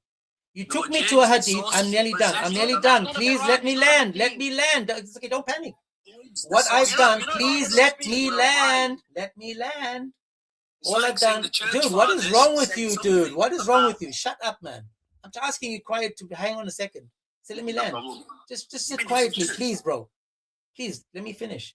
All I've done and Dawah has done is read what the scholars of Islam have given us. I'm asking you guys to show me, can you shut your mouth? I said, ask me. So what we're going to do is, I want you to bring me something that is true according to what it says, not according to what you wanted to say. For example, logical, you took me to a hadith that talks about boys, the age of the boys. You lied and said it's talking about girls. So what you did was, you read something, I read the same thing, I told you what it said, you told me what it tried to say, or what you were hoping it was saying. That's what you said. You hoping it's going to say that. Right? Okay, can I respond to that? Just give me 1 second. 1 second, please. I'm sorry. James, you're not letting me talk, you see. That's the thing with James. He's not letting me talk. So, We're reading. You're adding your own interpretation. Am I going to talk? I know it hurts to be wrong every day. Don't cry, baby. Come on, bro. You'll be okay. Don't cry, baby. Boy, you'll be okay. So give me logical. Give me something that I can read that agrees with you. I will. So I have shown you. And just 1 second, Suave, I asked you just to wait. I didn't say that you can't talk. I asked you to wait. I asked you to stop talking. Then I told you to shut up because you, like your backside, you've got no control over it. You were just spitting out nonsense. Not you, logical. Shut it and let me finish. So I asked you to wait till I was done speaking. But since you can't wait, and Muhammad waited 3 years, you should have waited at least 30 seconds. If Muhammad could wait to penetrate Aisha till Allah made her lawful according to logical, he made her an adult, he made everything blossom in 3 years, you could have given me 30 seconds. Go on, logical. James, I want evidence. James, you brought up a tafsir from Bukhari. Now, I use the Quran because the Quran is my criteria, James. Right? And I use the Quran. Did I use the Quran as well? Did I use the Quran? Did I You did use the Quran? Yes. Let me respond, please. Did I use the Quran? Yes, you did. You Beautiful. used So don't 65:4. say that you didn't. Please. I didn't. Please let me respond, right? So in Surah 4, verse 6, Surah 17:34, it says that the age of marriage is mature. The Arabic, please, the Arabic word mentioned, it's here. It's called ashuddahu. Ashuddahu means that you have to be an adult, mature adult, right? Also, if you look at the Sahih Bukhari, the one I've shown you, it didn't say manhood, it says adulthood.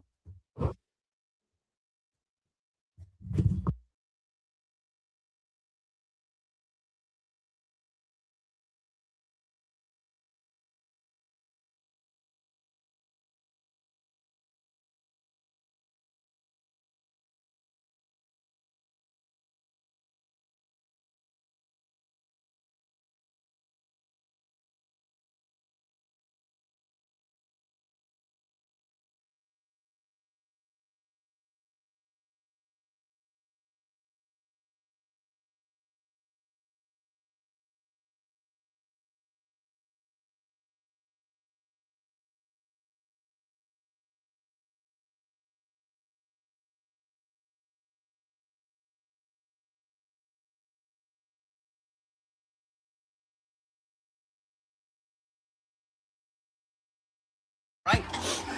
Okay, then you're gonna have to condemn Muhammad because was Aisha playing with dolls? Okay, so playing with dolls, does that make you a child?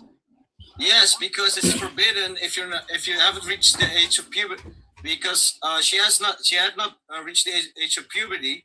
Because at that time, it was still allowed for her to play with dolls because she was still a little girl and had not reached the age of puberty. That's from Fath al-Bari, page 143, volume 13, and it's a commentary on the hadith of Sahih al-Bukhari 6130. Okay. What about if I show you Aisha still had dolls even as an adult? Can I show it to you? Listen, I think it's okay. It's okay. Dawah, I think Dawah, just 1 second. Logical. I want the guy above you. Just stop talking. The guy on the can you just sit quietly, please, dude? You just said to everybody that your God intervened and made a little girl into an adult so that Muhammad can penetrate her. Those were your words. You said anyone slept with under the age of 15 is sick and evil. But your God took time out of his busy day to allow Aisha to be penetrated by a grown man because Muhammad couldn't. I know, and I'm repeating what you said. I'm repeating it so the guy above you will be able to understand why we're allowing you to continue to try and explain this, because you are saying to us clearly that your God, in his busy day, made a little girl into an adult under the age of 15 because your prophet couldn't control himself. So let him speak now. Sit quietly. Let him speak. Can I speak now, yeah? Yeah. Would you like to answer the question that he just made? Answer what he said. He said that your God took time out of his busy day because he said anyone under the age of 15 is a child, according to the logic below you. But Allah took special time out of his busy day to make Aisha into an adult so that Muhammad could sleep with her. Do you agree with him? So firstly, do I have to use his analysis to answer I'm asking first if you agree with him. No, I don't need to analyze what he said. I asked you if you agreed. I didn't say analyze. Are you guys all slow in the kanda? I'm asking you, do you agree with him or not? Wait. You just, for me to agree with him or disagree with him, I have to analyze what he said. I don't need to agree or disagree with him first. Do you agree that anyone under the age of 15 is a child? Look, let's go back. Okay. I understand where your premise is now. So your premise is that anybody under the age of 15 is He a child. said that, not me, Donut. He said that, not me. Okay. I'm asking you if you agree with him. Why are you crashing? Because I'm getting so sick and tired of you Muslims making child brides and penetrating children okay. James, relax. Don't you scream. No one said that, James. No one said. But anyway, so let's go back to what the point of the ayah was, right? So you're talking about Bukhari's narrative or his understanding of the hadith. But Bukhari was known to present and collect hadith. Bukhari was not known to give his own interpretation of a hadith. This is something you need to understand. So is what he said, is what Bukhari said true or false? Bukhari's own interpretation is what he reported, is it true or false? I don't need to accept. I need to accept what is ijma across the board. Do you believe that what Bukhari gave us, is it true or is it false? The hadith was correct, but his own interpretation was I'm not asking about his interpretation. Listen again, Donut, listen again. Is what he is, Donut, listen again. Is what Bukhari gave us, is it true or false? Please answer the question. Is what Bukhari gave us, anyway, listen, is it? Whatever Bukhari interpreted is not true. I'll try it one more time. The things that Bukhari wrote down, that he gave to us, that he heard other people talk about, that he presented to us, are they true or are they false? You're asking me if what I believe. I don't need to believe what Bukhari gives. Okay, James, can I also ask you a question, please? Because we're talking about Islam. Please let me ask you a question. No. You're not gonna run. I said let's do Dawah. I didn't say let's bring people to the truth of Christianity. We first have to expose Dawah, do Dawah. So now that we've seen, according to you, according to man, I'm just done. I'm just done with this. Can I ask you a question? Hold on a second. Wait, logical. What? Oh my goodness. Yeah. I just want everyone to notice this, that this is what happens when a Christian reads the Quran and tells you what was said, how the Muslim can't stand on his 10 toes and repeat what Allah says and repeat what Bukhari says, because now it's Bukhari is just giving us his opinion. What the heck is this? Do we trust Bukhari or not? So did Allah make it appear that she was a little girl then? Because he said that Allah turned her into a grown woman. So he made it appear to everybody around, apparently, that she was still a little girl. Because Fath al-Bari says that she was still playing with dolls. Bukhari says that she was a little girl. Her maiden said that she was a little girl. Everybody and their baby mama said that she was a little girl. But somehow Allah made it appear that she was a little girl, while in fact she was a grown woman. It was only made to appear so, ladies and gentlemen. MashaAllah, the best of deceivers did it again. You guys are stupid. You guys are absolutely stupid. Donkeys. I need to know, this is why the question was this: should I trust Bukhari? Because that's my question to the other numpty that was here. Should I trust Bukhari? All he had to say was yes or no. Then I can say, okay, well, let's not use Bukhari. Who can I trust? Because the Muslims themselves don't want to trust the Quran. They don't want to trust Bukhari. Who the heck are we trusting? Who are we trusting? And then he's talking about Rebecca being 3 years old. This shows you that he's a low-leveled, low IQ kind of guy.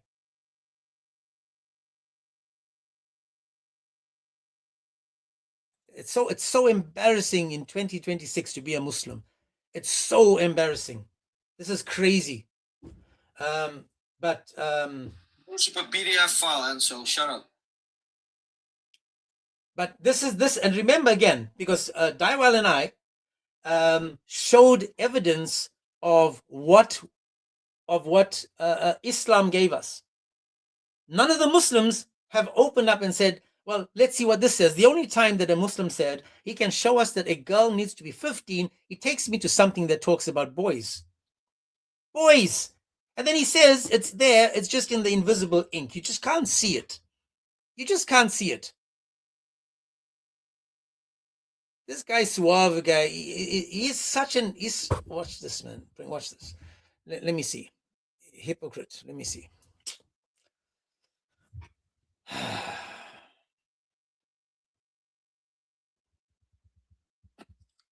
Hi. Okay, now I'm not gonna talk about that guy anymore, because I see that you disagree with him. So I want you to tell me, if I read the Quran, can I trust the Quran? 100%.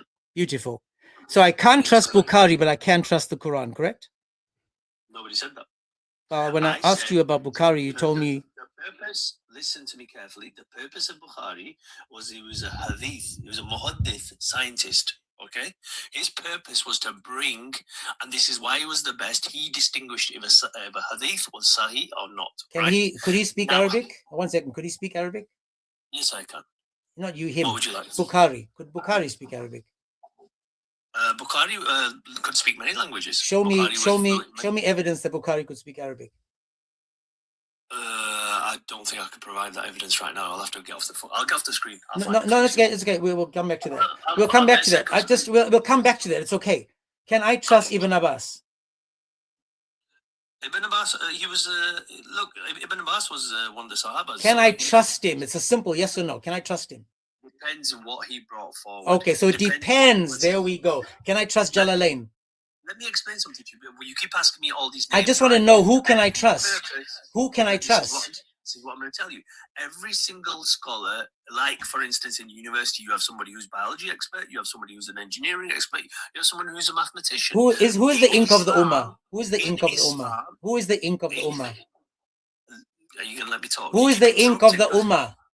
Look, you speak on. Who is the ink of the Ummah? Are you going to let me speak, or are you going to keep interrupting me? Oh my Lord, dude, try to focus, try to work. You keep asking. Wasn't Ibn Abbas called the ink of the Ummah? Oh, it is. Are you going to let me speak or not? Name one person I can trust besides Allah. There you go. There you go again. You just asked me another question on top of Dude, another question. you dumb. You listen, you donut. I'm trying to find someone that I can trust. Who can I trust? Ibn Abbas was known as somebody who could write, and he wrote on a lot of parchments, and he documented a lot of hadith at his time.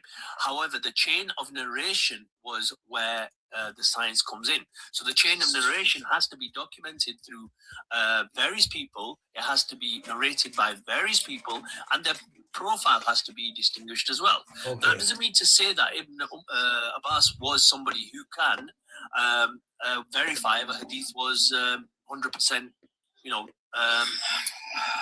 so what I'm going to do is, I'm going to read you. I'm going to read. No, don't. No, that's enough. That's enough. I'm going to read for you a tafsir. I want you to tell me if the tafsir, because tafsir we don't need to accept. Which tafsir? So you don't need to accept tafsir either. No, we don't need to accept tafsir because which tafsir? Can you tell me whose tafsir do you accept? Well, there's various. I mean, I accept Al-Maruf's tafsir. There's Bilani's tafsir. There's a few tafsirs. The thing is, if you're going to go to one tafsir and accept, no, we have a consensus. We have an ijma. If I have 5 tafsirs and all the 5 agree with each other, are they going to be true? Firstly, okay, listen to me. You want to know if the age of consent is correct, no? Who can I trust if I can't trust your bloody scholars, you donut? Can you tell me what your premise is? Listen, stop that dominance, because you won't. I can't understand how you people are Muslims today. You would never. You're like Muhammad. You're a coward like your prophet. But I'm going to read for you. You're a coward like your God and your prophet. So sit down and let me read for you. I'm going to read you from the tafsir for 65:4.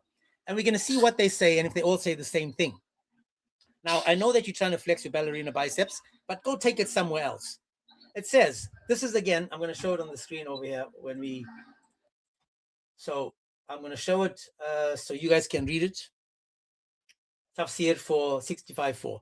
It says, and this again is Ibn Abbas, and such of your women as despair of menstruation because of old age, if in doubt about their waiting period, their waiting period shall be 3 months, upon which a man asked, messenger, I'm talking. Where are you getting this from? Can you tell me so I can bring up on my side as well? You just go to the tafsir of Ibn Abbas for 65:4. Okay. Why are you going to Ibn Abbas's tafsir? I'm going to read a few and we're going to see if they all say the same thing. No, but I said go to Al-Maruf. We can go to anyway. You tell me, my man, you can read. You can read it afterwards. Then it says, can you accept Ibn Abbas's tafsir? Sit quietly. I said I don't listen. Let's read. Then it says, O Messenger of Allah, what about the waiting period for those who do not have menstruation because they are too young? Why? They are too young. Then it says, along with those who do not have it because of young age. This is Ibn Abbas talking about the young age. He says their waiting period is 3 months. Jalalain says, and also for those who have not yet menstruated because of their young age, their period shall be 3 months. That's 2. Ibn Kathir, it says, the same for the young who have not reached the years of menstruation. Young, that's 3. We go down to Maududi. Maududi says, let me just see if I can find it. It says, let me just see if I can. It says that, I just want you guys to see this. It says, oh, there we go. It says, they may have not menstruated because of young age or delayed menstrual discharge. It says here, one should bear in mind, let me just highlight this because this is very important to show you guys how sick and evil and disgusting all of this is, right? And look what it says. Here one should bear in mind that the fact, according to the explanation given in the Quran, the question of the waiting period arises in respect of women with whom marriage may have been consummated. For though there is no waiting period in the case of divorce is pronounced before the consummation of marriage. This is from Surah 33:49. Therefore, making mention of the waiting period for the girls who have not yet menstruated, clearly prove that it is not only permissible to give away the girl in marriage, but at this age it is also permissible for the husband to consummate the marriage with her. Now, obviously, no Muslim has the right to forbid a thing which the Quran has held as permissible. Now, I've given you all of those. If I go to every single school of Islam, every one of the 4 schools, every single one of them confirm that yes, you are allowed, whether it's the Hanbali, whether it's the Suf, it doesn't matter who you are. Every single one of them says the same thing, that you can marry and penetrate little girls. So it's funny how I can say, quote, what your scholars have given us. I can go and tell you what every school of thought gives us, how they make excuses for the PDF Muhammad, and how they allow him to marry, penetrate a child, how you guys are saying it was okay back then because Allah intervened and he took this little child and made her into a woman. Imagine that. He made her into a woman so that Muhammad could penetrate her because there weren't enough women at the time of Muhammad for him to penetrate, even though he had his 9 wives and he had a whole lot of right hand possessed. How sick and evil is this? How sick and evil it is that the God of Islam took time out of his busy day to allow a child to become a woman so that a grown man could sleep with her and she could bear his burden, the weight of his body. And then also make it appear as if she's still a little girl apparently. Because everybody in the baby mama thought she was a little girl. That's right. And now I can read some more to you guys. In this historical context of 65:4, what it's talking about there, Al-Wahidi reported that the historical context between the revelations found in the Quran is Asbab Nuzul. He explains it in the Asbab Nuzul. Now I've got on the screen as well, where we go to Asbab Nuzul when it says, as for such of your women and as despair of menstruation, he says, mukatil, whatever, when the verse, women who divorced shall wait, keeping themselves apart, blah, blah, blah, said, O Messenger of Allah, what is the waiting period for women who do not menstruate and the woman who has not yet menstruated? So the question was asked, there's a reason for revelation. The reason for revelation, according to this verse, is that some PDF guy was trying to find out, when can I marry a young girl? And this is when the verse came down, because the guy asked the question, what is it, man? Tell us, please. When it comes to marrying young girls, this, guys, is called the Asbab Nuzul, which is the explanation of the verse, right? And then it says, chicken McNuggets, that's right. We can take them for a child menu and save money. That's right, Oz. God bless you, brother. Now it says, blah, blah, blah, blah, blah, blah, blah, blah, blah. It says, when the waiting period for the divorced widowed woman mentioned in Surah Al-Baqarah blah, blah, blah, O messenger, some woman of Medina, saying, here are other women who have not been mentioned. He said, who are they? They said, those who are too young. Again, I've given you examples of 4 different tafsirs. I said to you, every school of thought in Islam confirms what I am saying to you. Why aren't the Muslims showing me someone that says that you're not allowed to marry a child? You're not allowed to penetrate a child. Show me one Muslim that goes and says that. And it says, those who are too young, such as they have not yet menstruated, those that are too old and those who are pregnant. So the verse is clear in its explanation of who it's addressing. It's addressing young children that have not yet menstruated, and it's making an excuse for the men not only to marry them, but it's saying that you're allowed to divorce them after you've married them so that they can wait 3 months before they remarry. This is what the Iddah is for. The Iddah is to make sure that the girl is not pregnant after marriage so that they know who the father is. And then if she does marry, there's no chance of her carrying another man's child. That is what the Iddah is for.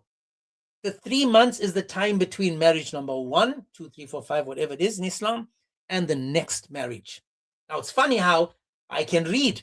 It's on the screen. I'm showing you what it says. The Muslims are like, yeah, I know it says that, but it doesn't actually mean that. When it says too young, it means those that are under the age of 15. But only Aisha? No, I showed you a hadith as well where it said, Muhammad goes to a girl, to a guy and says, did you marry a virgin or a matron? What did he say? He says he wanted a grown woman who can look after his children, not another child. Guys, Islam is evil, filthy, and disgusting. We need to stay away from it. We need to report Muslims that are doing this kind of stuff. We need to show people that this cannot coexist with us. This is just not, it does not fit in. And I'm doing Dawah on only one chapter so far today, 65.4. On only one verse, 65.4. How in the world can we let this coexist with us when it's so against common sense and normal stuff, man? Come on, man. Hey there, how you doing? Can you hear me? Hey, I just got some violations. Rem, how are you, sir? Hello. You're Hello. wearing a burqa. Why are you wearing a niqab like Tamar in Genesis 38:15, the daughter-in-law of Judah? Yeah, I just don't want you to get excited, bro. You look like you get excited when you see both men and women. Like Tamar in Genesis 38:15, when she got excited by Judah and she got pregnant. Is that what happened to you? You get excited when you see a man? Tamar. As a matter of fact, that's the form mother of Jesus Christ in Matthew 1:3. So Okay, you're worshiping the offspring of a prostitute called Tamar in Genesis 38:15. That's what your So let's go slowly then. Let's go slowly. Let's go slowly, brother. Let's go slowly. So let's go slowly. Let's go, dude. The mother of Muhammad, she was a girl of the streets. Aisha used to sleep around. Slow down. Slow down. I'm asking you now. You joined us to do Dawah, correct? No, I'm joining you to unpack your belief. No, well, this can you read what it says on the screen? What does it say on the screen? No, let's do Dawah. You're not Beautiful. a Muslim. Why you gonna do Dawah? I am again, if it comes to any Muslim, it's funny how I can read the Quran and tell, again, you're not listening. This is what happens. You're not listening. Listen again. Listen. Try to listen. Try to listen. It's not hard. Maybe Judah's It's gonna not see hard. you. Not hard. I want Allah to see me and I want Muhammad to see me.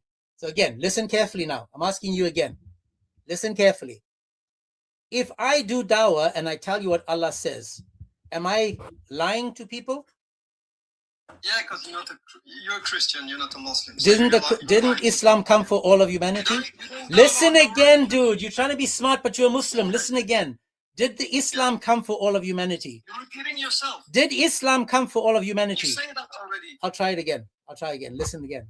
Écoutez, je répète. Did Islam come for all of humanity? Or did it only come to Muslims? It didn't reach you. Again, did Islam come for all of humanity? Try to track what I'm saying. I'm trying to, but you're a Muslim. Remember, your parents are first cousins, so it's difficult. It's difficult for you to understand. I'll say it slowly. Listen again. If Islam came for all of humanity, that means it came for me as well, correct?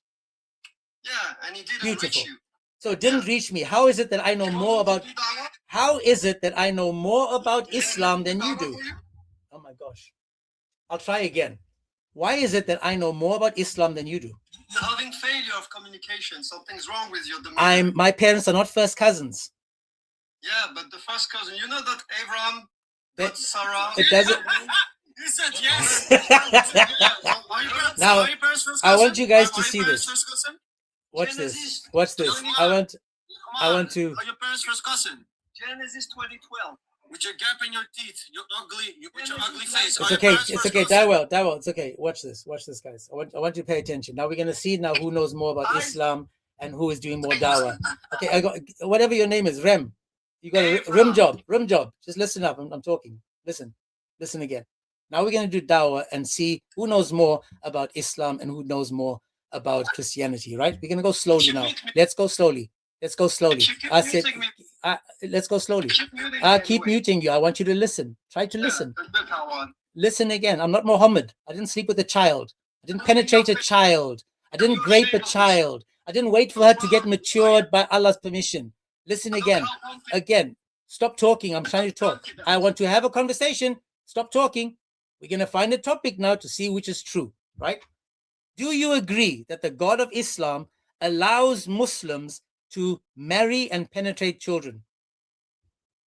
No. Okay, beautiful. Now we got to start. Now we got to start. Now we again. Stop talking. Stop. Rashi Shlomo ben Yitzhak at Tzarfati. Stop talking about your prophets like that. Why are you talking about your prophets like that, bro? Why are you talking about your prophets like that? Aren't these your prophets? That's crazy. Okay, guys, I want there's a bit of a trend going on. I want you to notice. The Muslims are so afraid of doing dawah when it comes to actually reading the Quran that they want to run to the Bible. They want to run to the Bible. Now, just because Rashi tried to say that she was 3, if he did, he didn't. He said he waited 3 years. He didn't say she was 3 years old.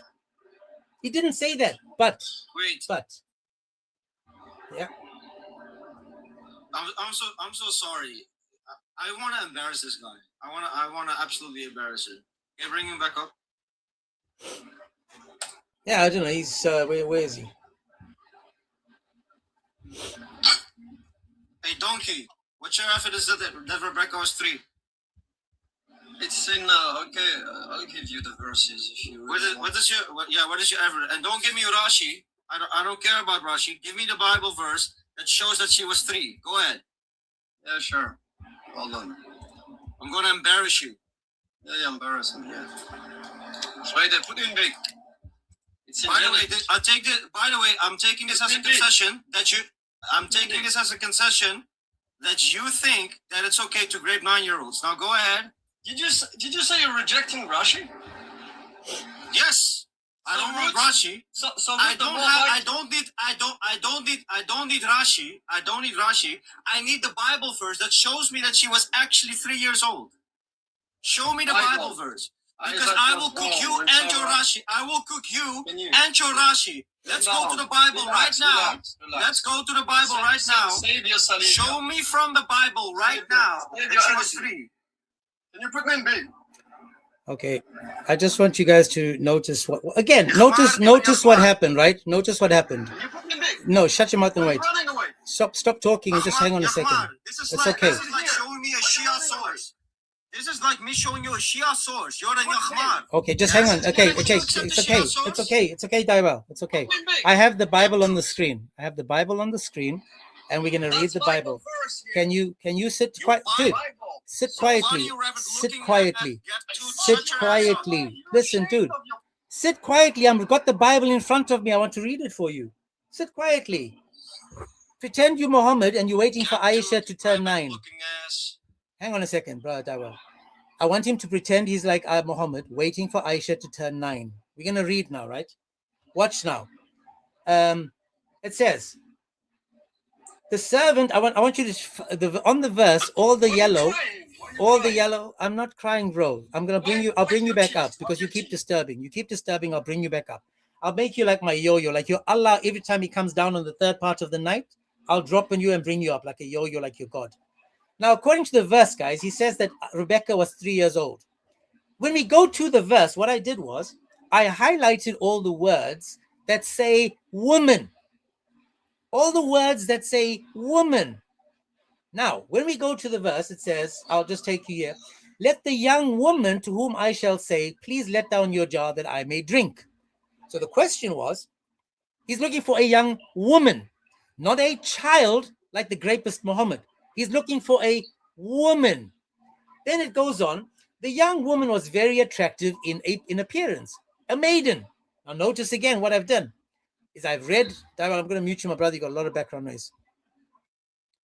What I did is I'm reading from the Bible, and it says, "Let the young woman to whom I shall say, please let down your jar." Again, then it says, the young woman was very attractive in appearance, a maiden whom no man had known.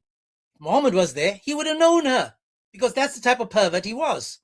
And then it says, she went down to the spring in her stroller with her little balancing wheels. She ran along with a little muscular body. She was helped by the aid of a stroller or a walker. Then the servant ran to meet her and said, "Goo goo gaga, ooh, little girl, ooh, where's she, where's she, where's she, there she, where's she, where's she, there she." And then he said, "Please, little girl, can you give me a little bit of water from your jar, please?"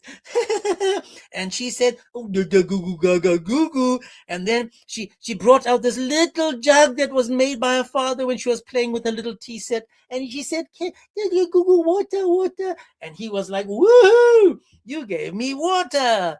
And then she said, "Drink," but she couldn't say the word because she was still a child. She was like, "Wink, wink." And he was like, "Oh, so cute, little girl." And she went quickly upon the jar and upon her hand and gave him a drink. When he had finished giving him a drink, she said, "Goo goo gaga gaga, goo goo goo goo goo. I will draw water for your camels, goo goo gaga, until they have finished drinking, goo goo goo goo goo goo gaga." And so she emptied quickly the jar, threw the jar into the trough, and ran again with her little tiny legs. Took about 20 minutes to get there because she was so small. She fell a few times. That's why she had scrapes on her knees. And then she went to the well to draw water. But they had a booster chair for her. So she had to climb up the booster chair with a little bit of a belt. They had a rope around her waist in case she fell in because, she didn't know how to swim at 3. So she quickly emptied her jar. And then she went and drew the water for the camels. Now, the little jug that she had was big enough that it was so big that you could barely get much water in it. So she was like the marathon runner of her time, Goo Goo Gaga. And the man gazed at her in silence with her little legs and a tiny body. And he thought, "Woo goo goo goo gaga, you little girl. Oh, you ready for marriage, you little girl?"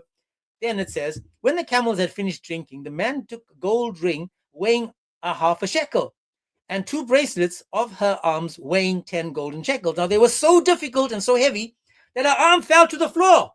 Boom! Because they were so heavy on her tiny arms.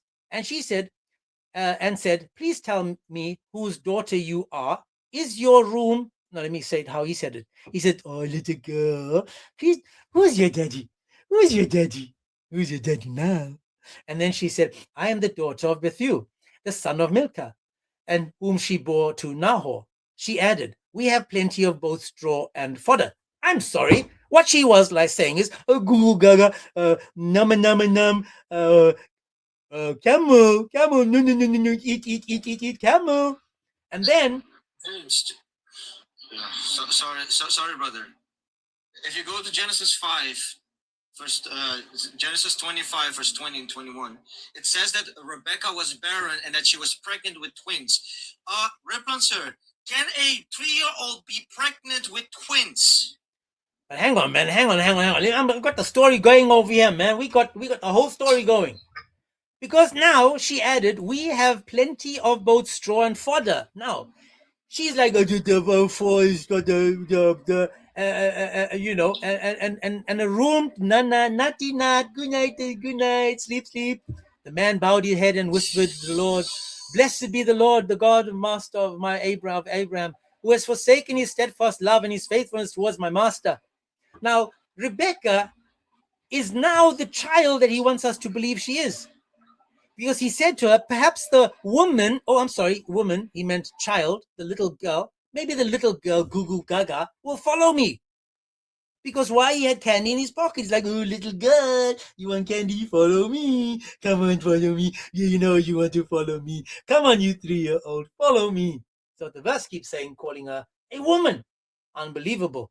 But he said to me, the Lord before whom I walked will send an angel to you and prosper in your way. You'll take a wife for your son from my clan and blah, blah, blah. And then it goes on and says, drink and I will draw your camels also. Let her be the woman who the Lord has appointed for my son's master.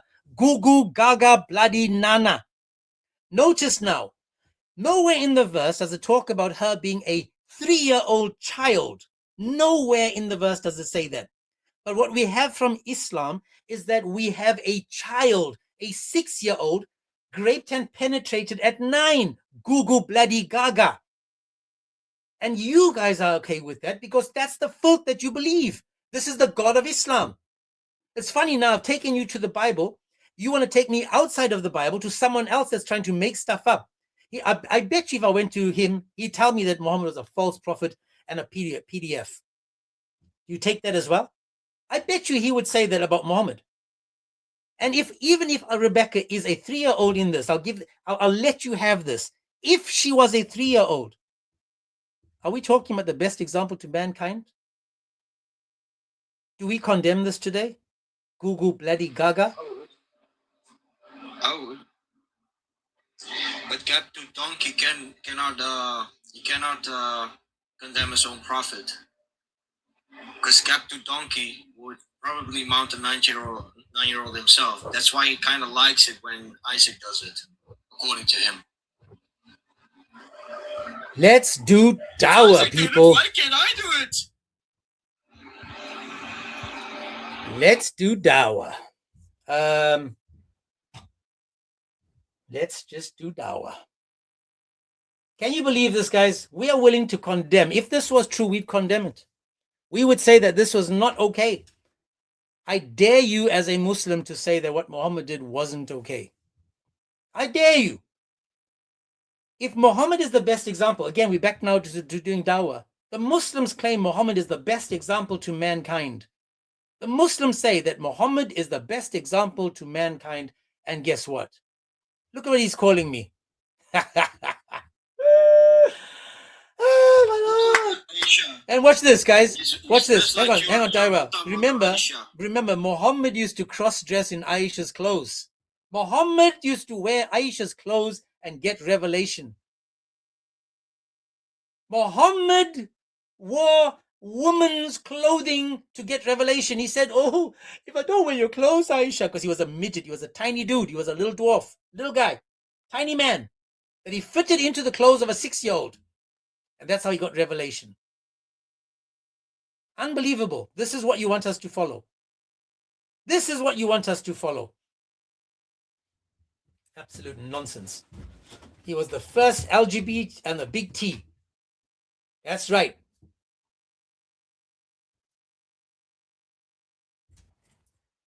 That's right.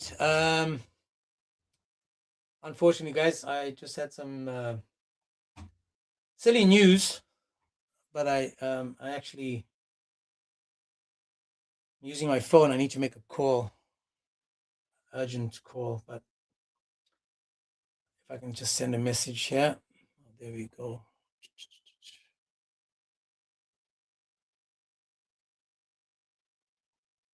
Can you see that? Nope. Okay.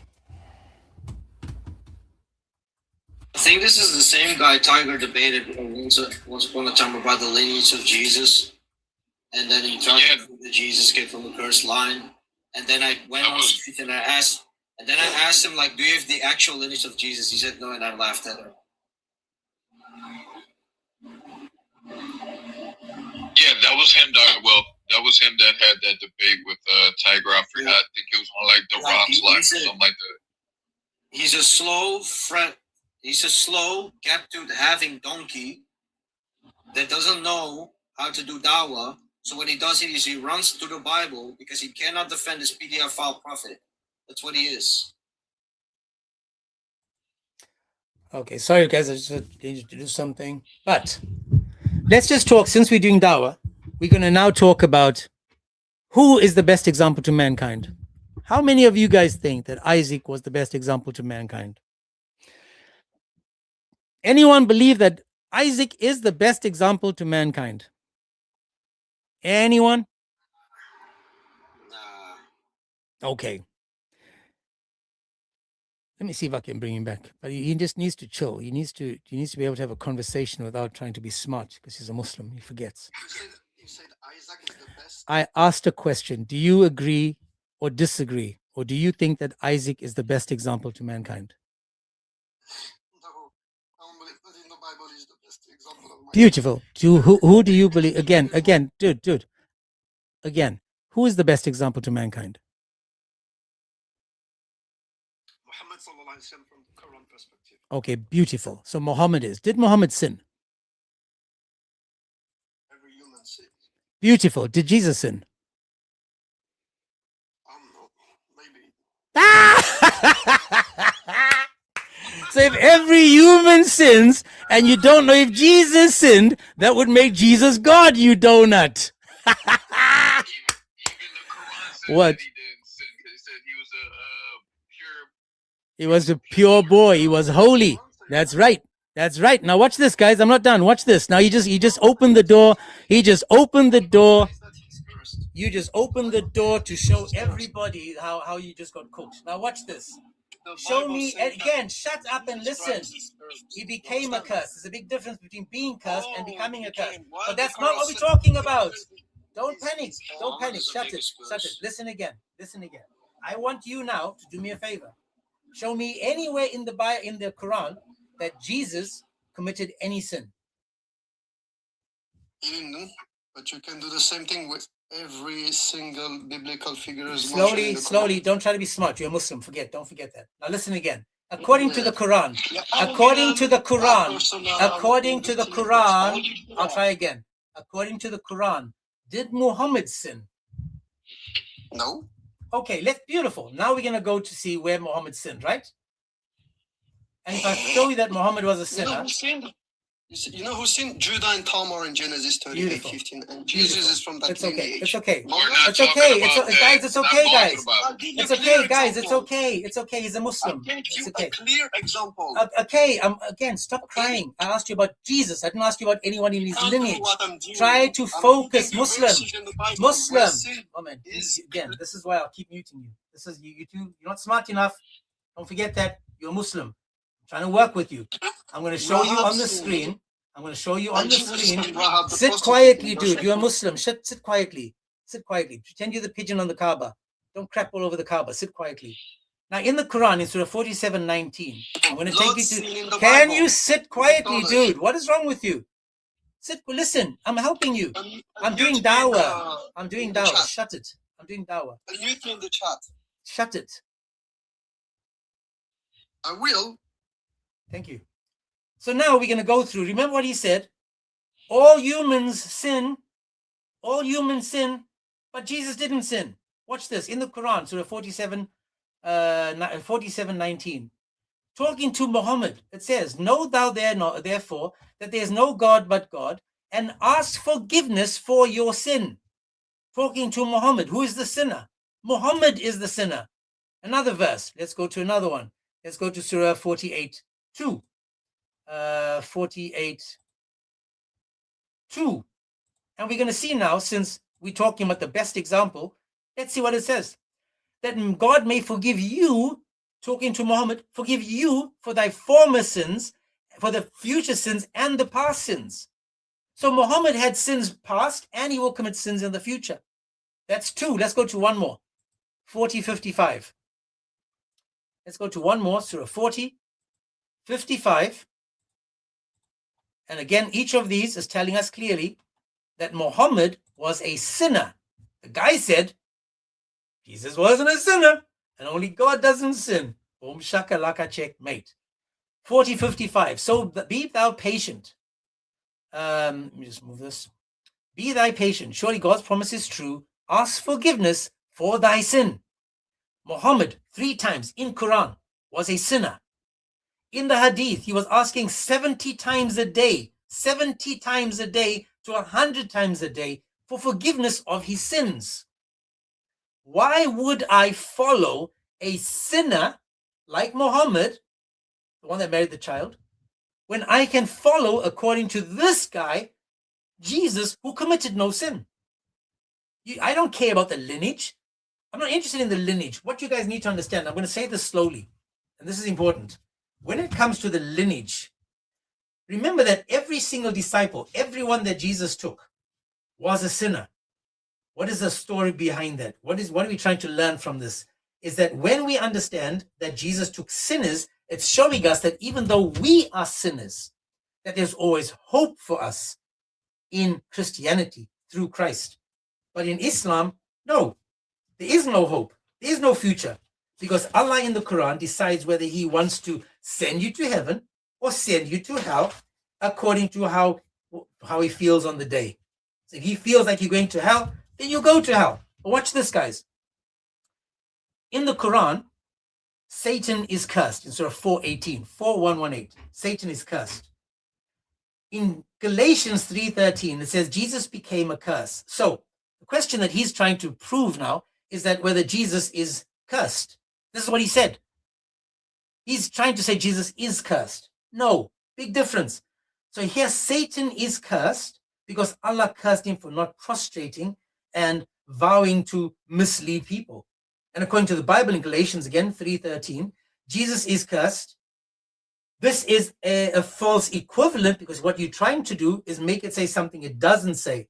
Because this is opposed to Satan, who was cursed by Allah for an evil thing that he did. What did Jesus do? He took on the curse of the sin of us, the people, willingly, to redeem us of the curse of the law. So we can go back again to Surah 22:7 when it says, surely the hour is coming, Allah will resurrect the dead. But in John 5:25 it says, an hour is coming when Jesus will raise the dead. So Allah, according to you guys, is Jesus, because Jesus said it first. Your God copied what he said.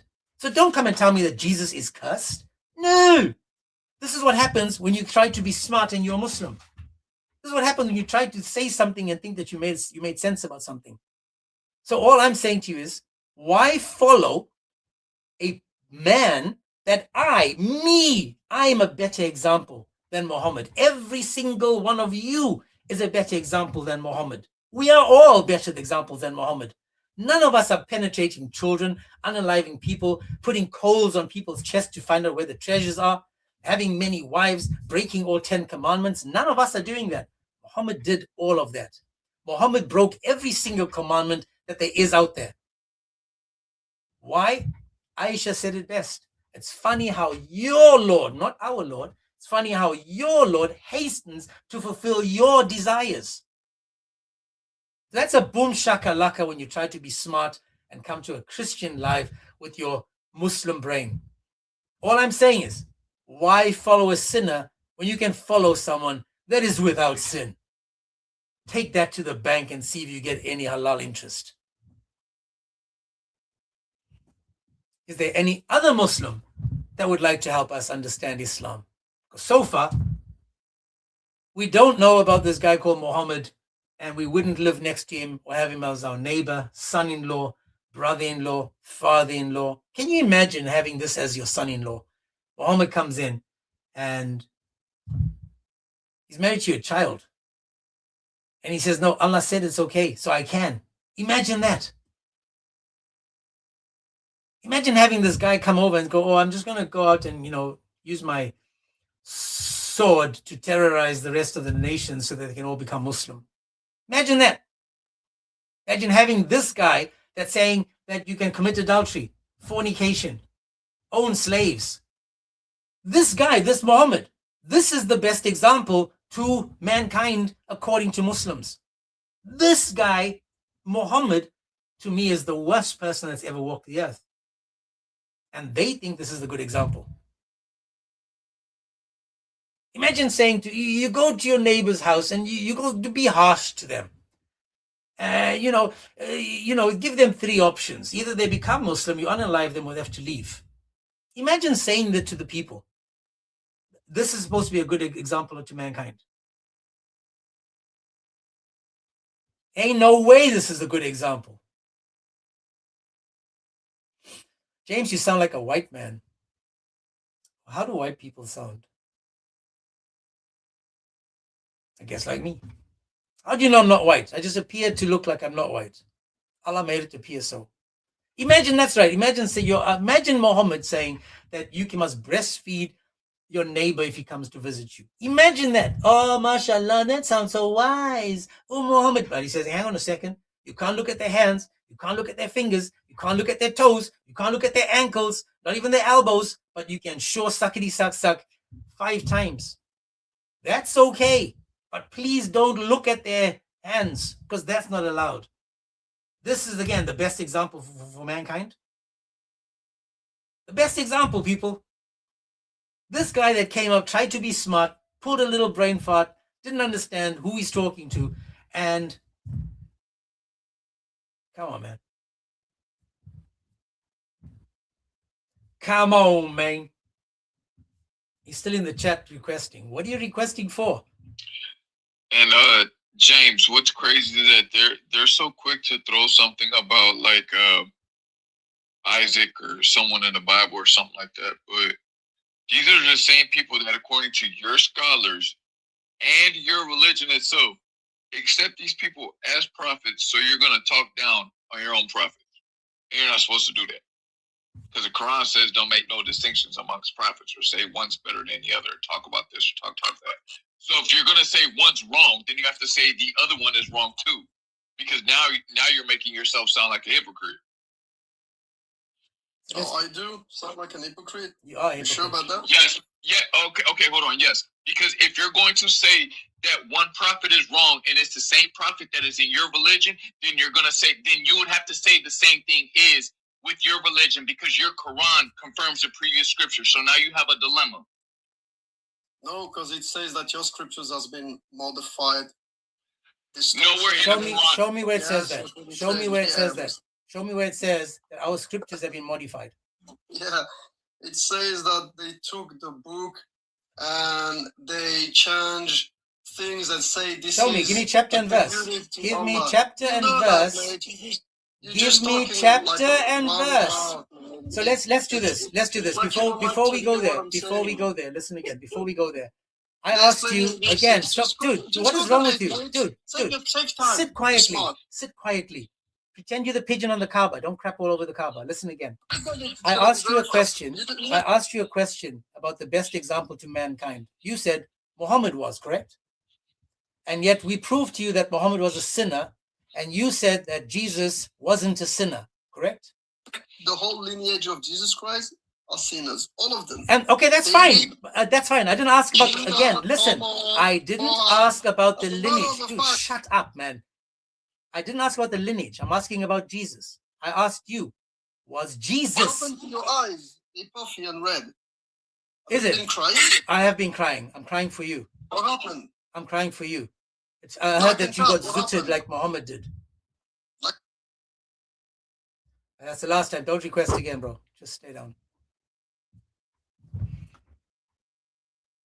But this is the perfect example, guys, of how people try to deflect, how they try to change, and how they try to be smart. But again, they forget they're Muslims. And this is just, tomorrow I'm going to do Dawah again. Guys, I've got to make a call. Keep my mum's in your prayer. I just got a message that she's in hospital. She was taken to hospital now. So I need to make a quick call. But I want to go quickly and read and play the... Sorry to hear that, brother. Just keep in your prayers. Oh, she gets better. Amen. Sorry to hear that, brother. Yeah, I'm trying to, chat, do this without logging, ending the live just to get more information, but unfortunately, it goes. So, Chris, okay, if you can send me that link again I think we're on Psalm 146. We're on Psalm 146. For those that don't know, we only have 4 Psalms to go. 4 Psalms to go, people, and then we've done all of the Psalms. Imagine that. Imagine that. Let's see. There we go.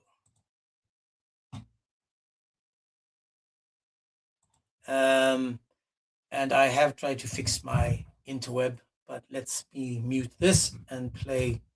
Let me actually, hang on. I need to do this.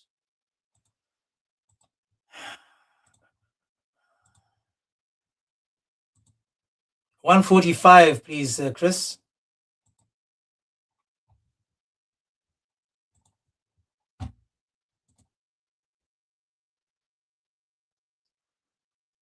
You're giving me 144 and 146. 145.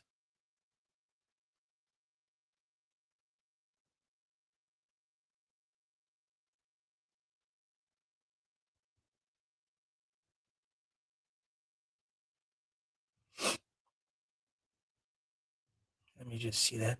And just for everyone to understand, guys, the Zabur is what we're talking about. The Zabur. The Zabur.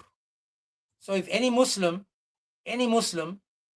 says that he doesn't know what the Zabur is, he's a liar. He's a liar. Absolute liar. But let me put this on the screen over here. Share screen, 145. Share there. Let me mute here.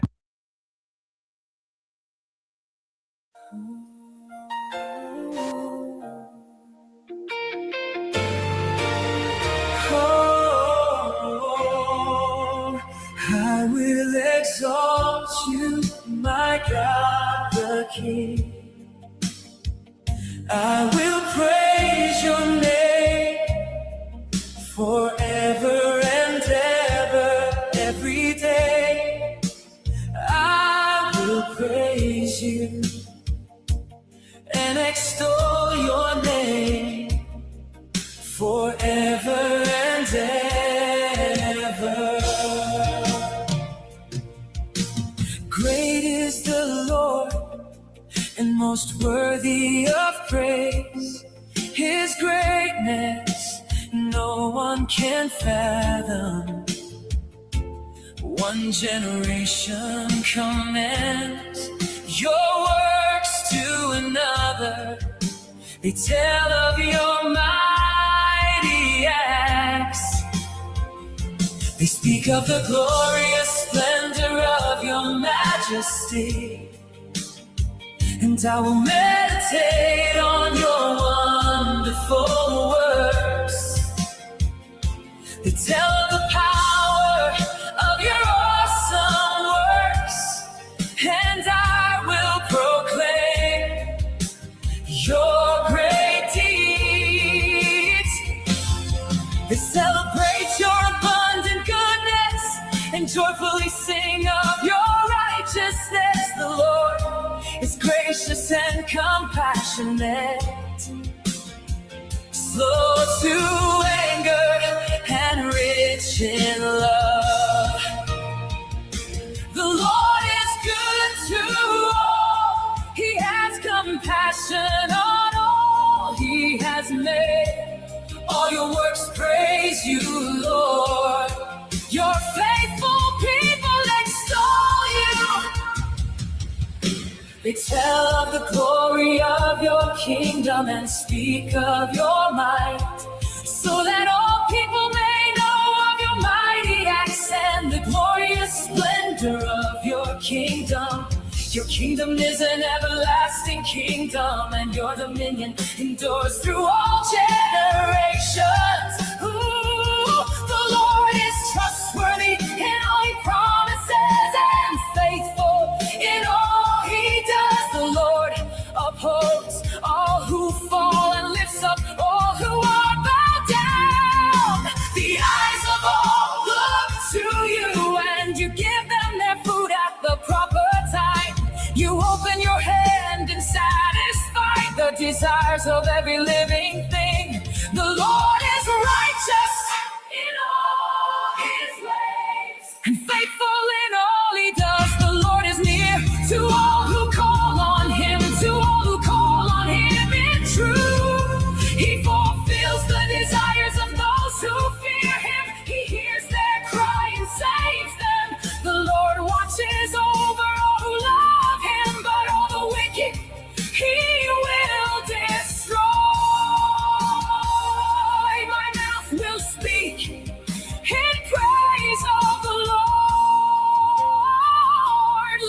every creature praise his holy name forever and ever.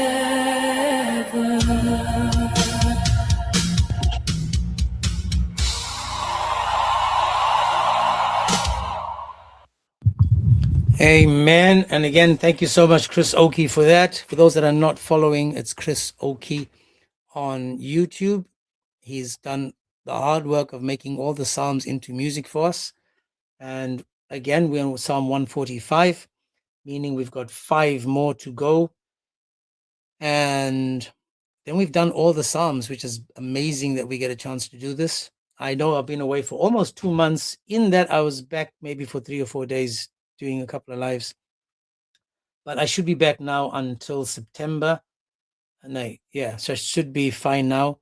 I'm still, if you guys want to help, please, guys, we are trying to get $2,000 US for the person's house that we're hoping to fix the kitchen for them. So if you guys want, the link is in the bio. It's called Buy Me a Coffee. It's just a coffee. If you can, then we can contribute. I will be in South Africa by November, and I'm hoping that I would be able to hand it personally to my contact there so that they can buy what is needed. We don't give the money away. We make sure that the money is spent on the stuff itself. So I just want to thank you for that. Sorry the live is ending earlier than usual. It's just by 25 minutes ish, but it's a good way to start. It's a good way just to get back in. Just remember, we don't hate the Muslims. We don't hate Muslims. We just want them to see that they are the ones that are confused. They are the ones that have been lied to. You guys have a perfect example. We have a Muslim coming on the live telling us Muhammad was a sinner. Yes. Jesus, show me where Jesus was a sinner. No, he can't prove that Jesus sinned. Didn't think that Jesus sinned. So if Jesus doesn't sin and only God doesn't sin, guess who that makes Jesus? And this is why we're saying to these people, why follow a sinner when you can follow God? Why follow Muhammad? Look at who created Islam and who created Christianity. Look at the lives of these two people. Ask yourself, would I want to live and imitate the life of Muhammad or the life of Jesus? One lived for flesh, the other one lived for the spirit. We need to put ourselves away from this. As always, guys, please, keep me in your prayers. Keep my mom in your prayers, please. I just need to find out more details. Also, remember to remove the hate, the pride, and the ego. Humble ourselves, humble yourselves, so that when we have conversations with Muslims, even though it gets loud and stuff, we still stick to the topic. And I'm learning every day not to, come with calling these people donuts and stuff, but it's hard, man, when these people act like donuts. It's hard. The cream that fills the donuts oozes out their brains. It's crazy. But we haven't given up on them. Don't forget that. Donuts go with coffee. So I have coffee and they bring the donuts. That's right. That's right. Come on, people. I am the coffee. And they bring the donuts. Come on, man. But yeah, man, guys, as little D, you want to say anything? No, God bless you, brother. We'll be praying for you. You know what? And these are the times when, God is with us in, our sorrows and the things that we go through in this daily life. And that's the blessings that we have in Christ, and we only wish this for the Muslims, for the atheists, for the Jews, for anybody who doesn't know Christ. It's the blessings that we have. And this is truly what we're trying to give them is truth. And the only way is Jesus. Amen. God bless. God bless. But listen to what little dear said. This is so important. We're giving them love, peace, hope. We're not giving them anger and hatred and violence. We are offering them love, peace, and hope. How can you be offered anything more special or better than that? We're saying to them, this is what we're offering you, and they turn around and spit in our hands and spit at the offer. It's crazy. Yeah, you want to say something, my brother?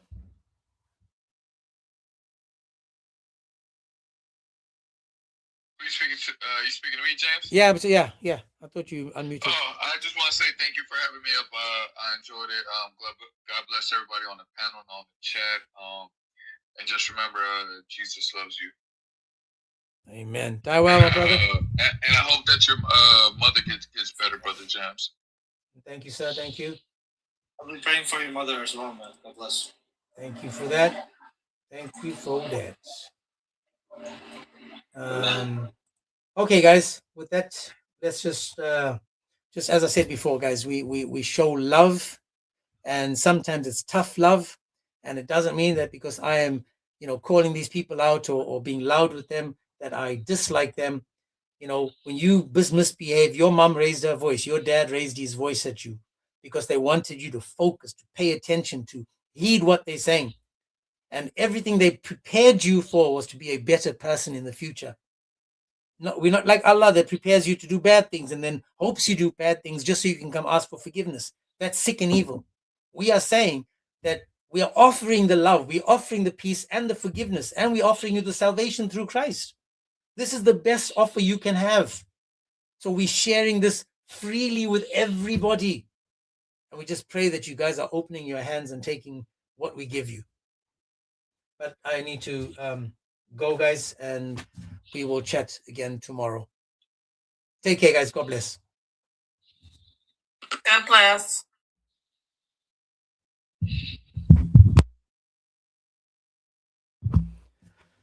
Alrighty, guys. And if you're not following, please follow and follow and follow, subscribe, and let's get this channel to grow again. Let us keep growing. But God bless you guys. Stay safe.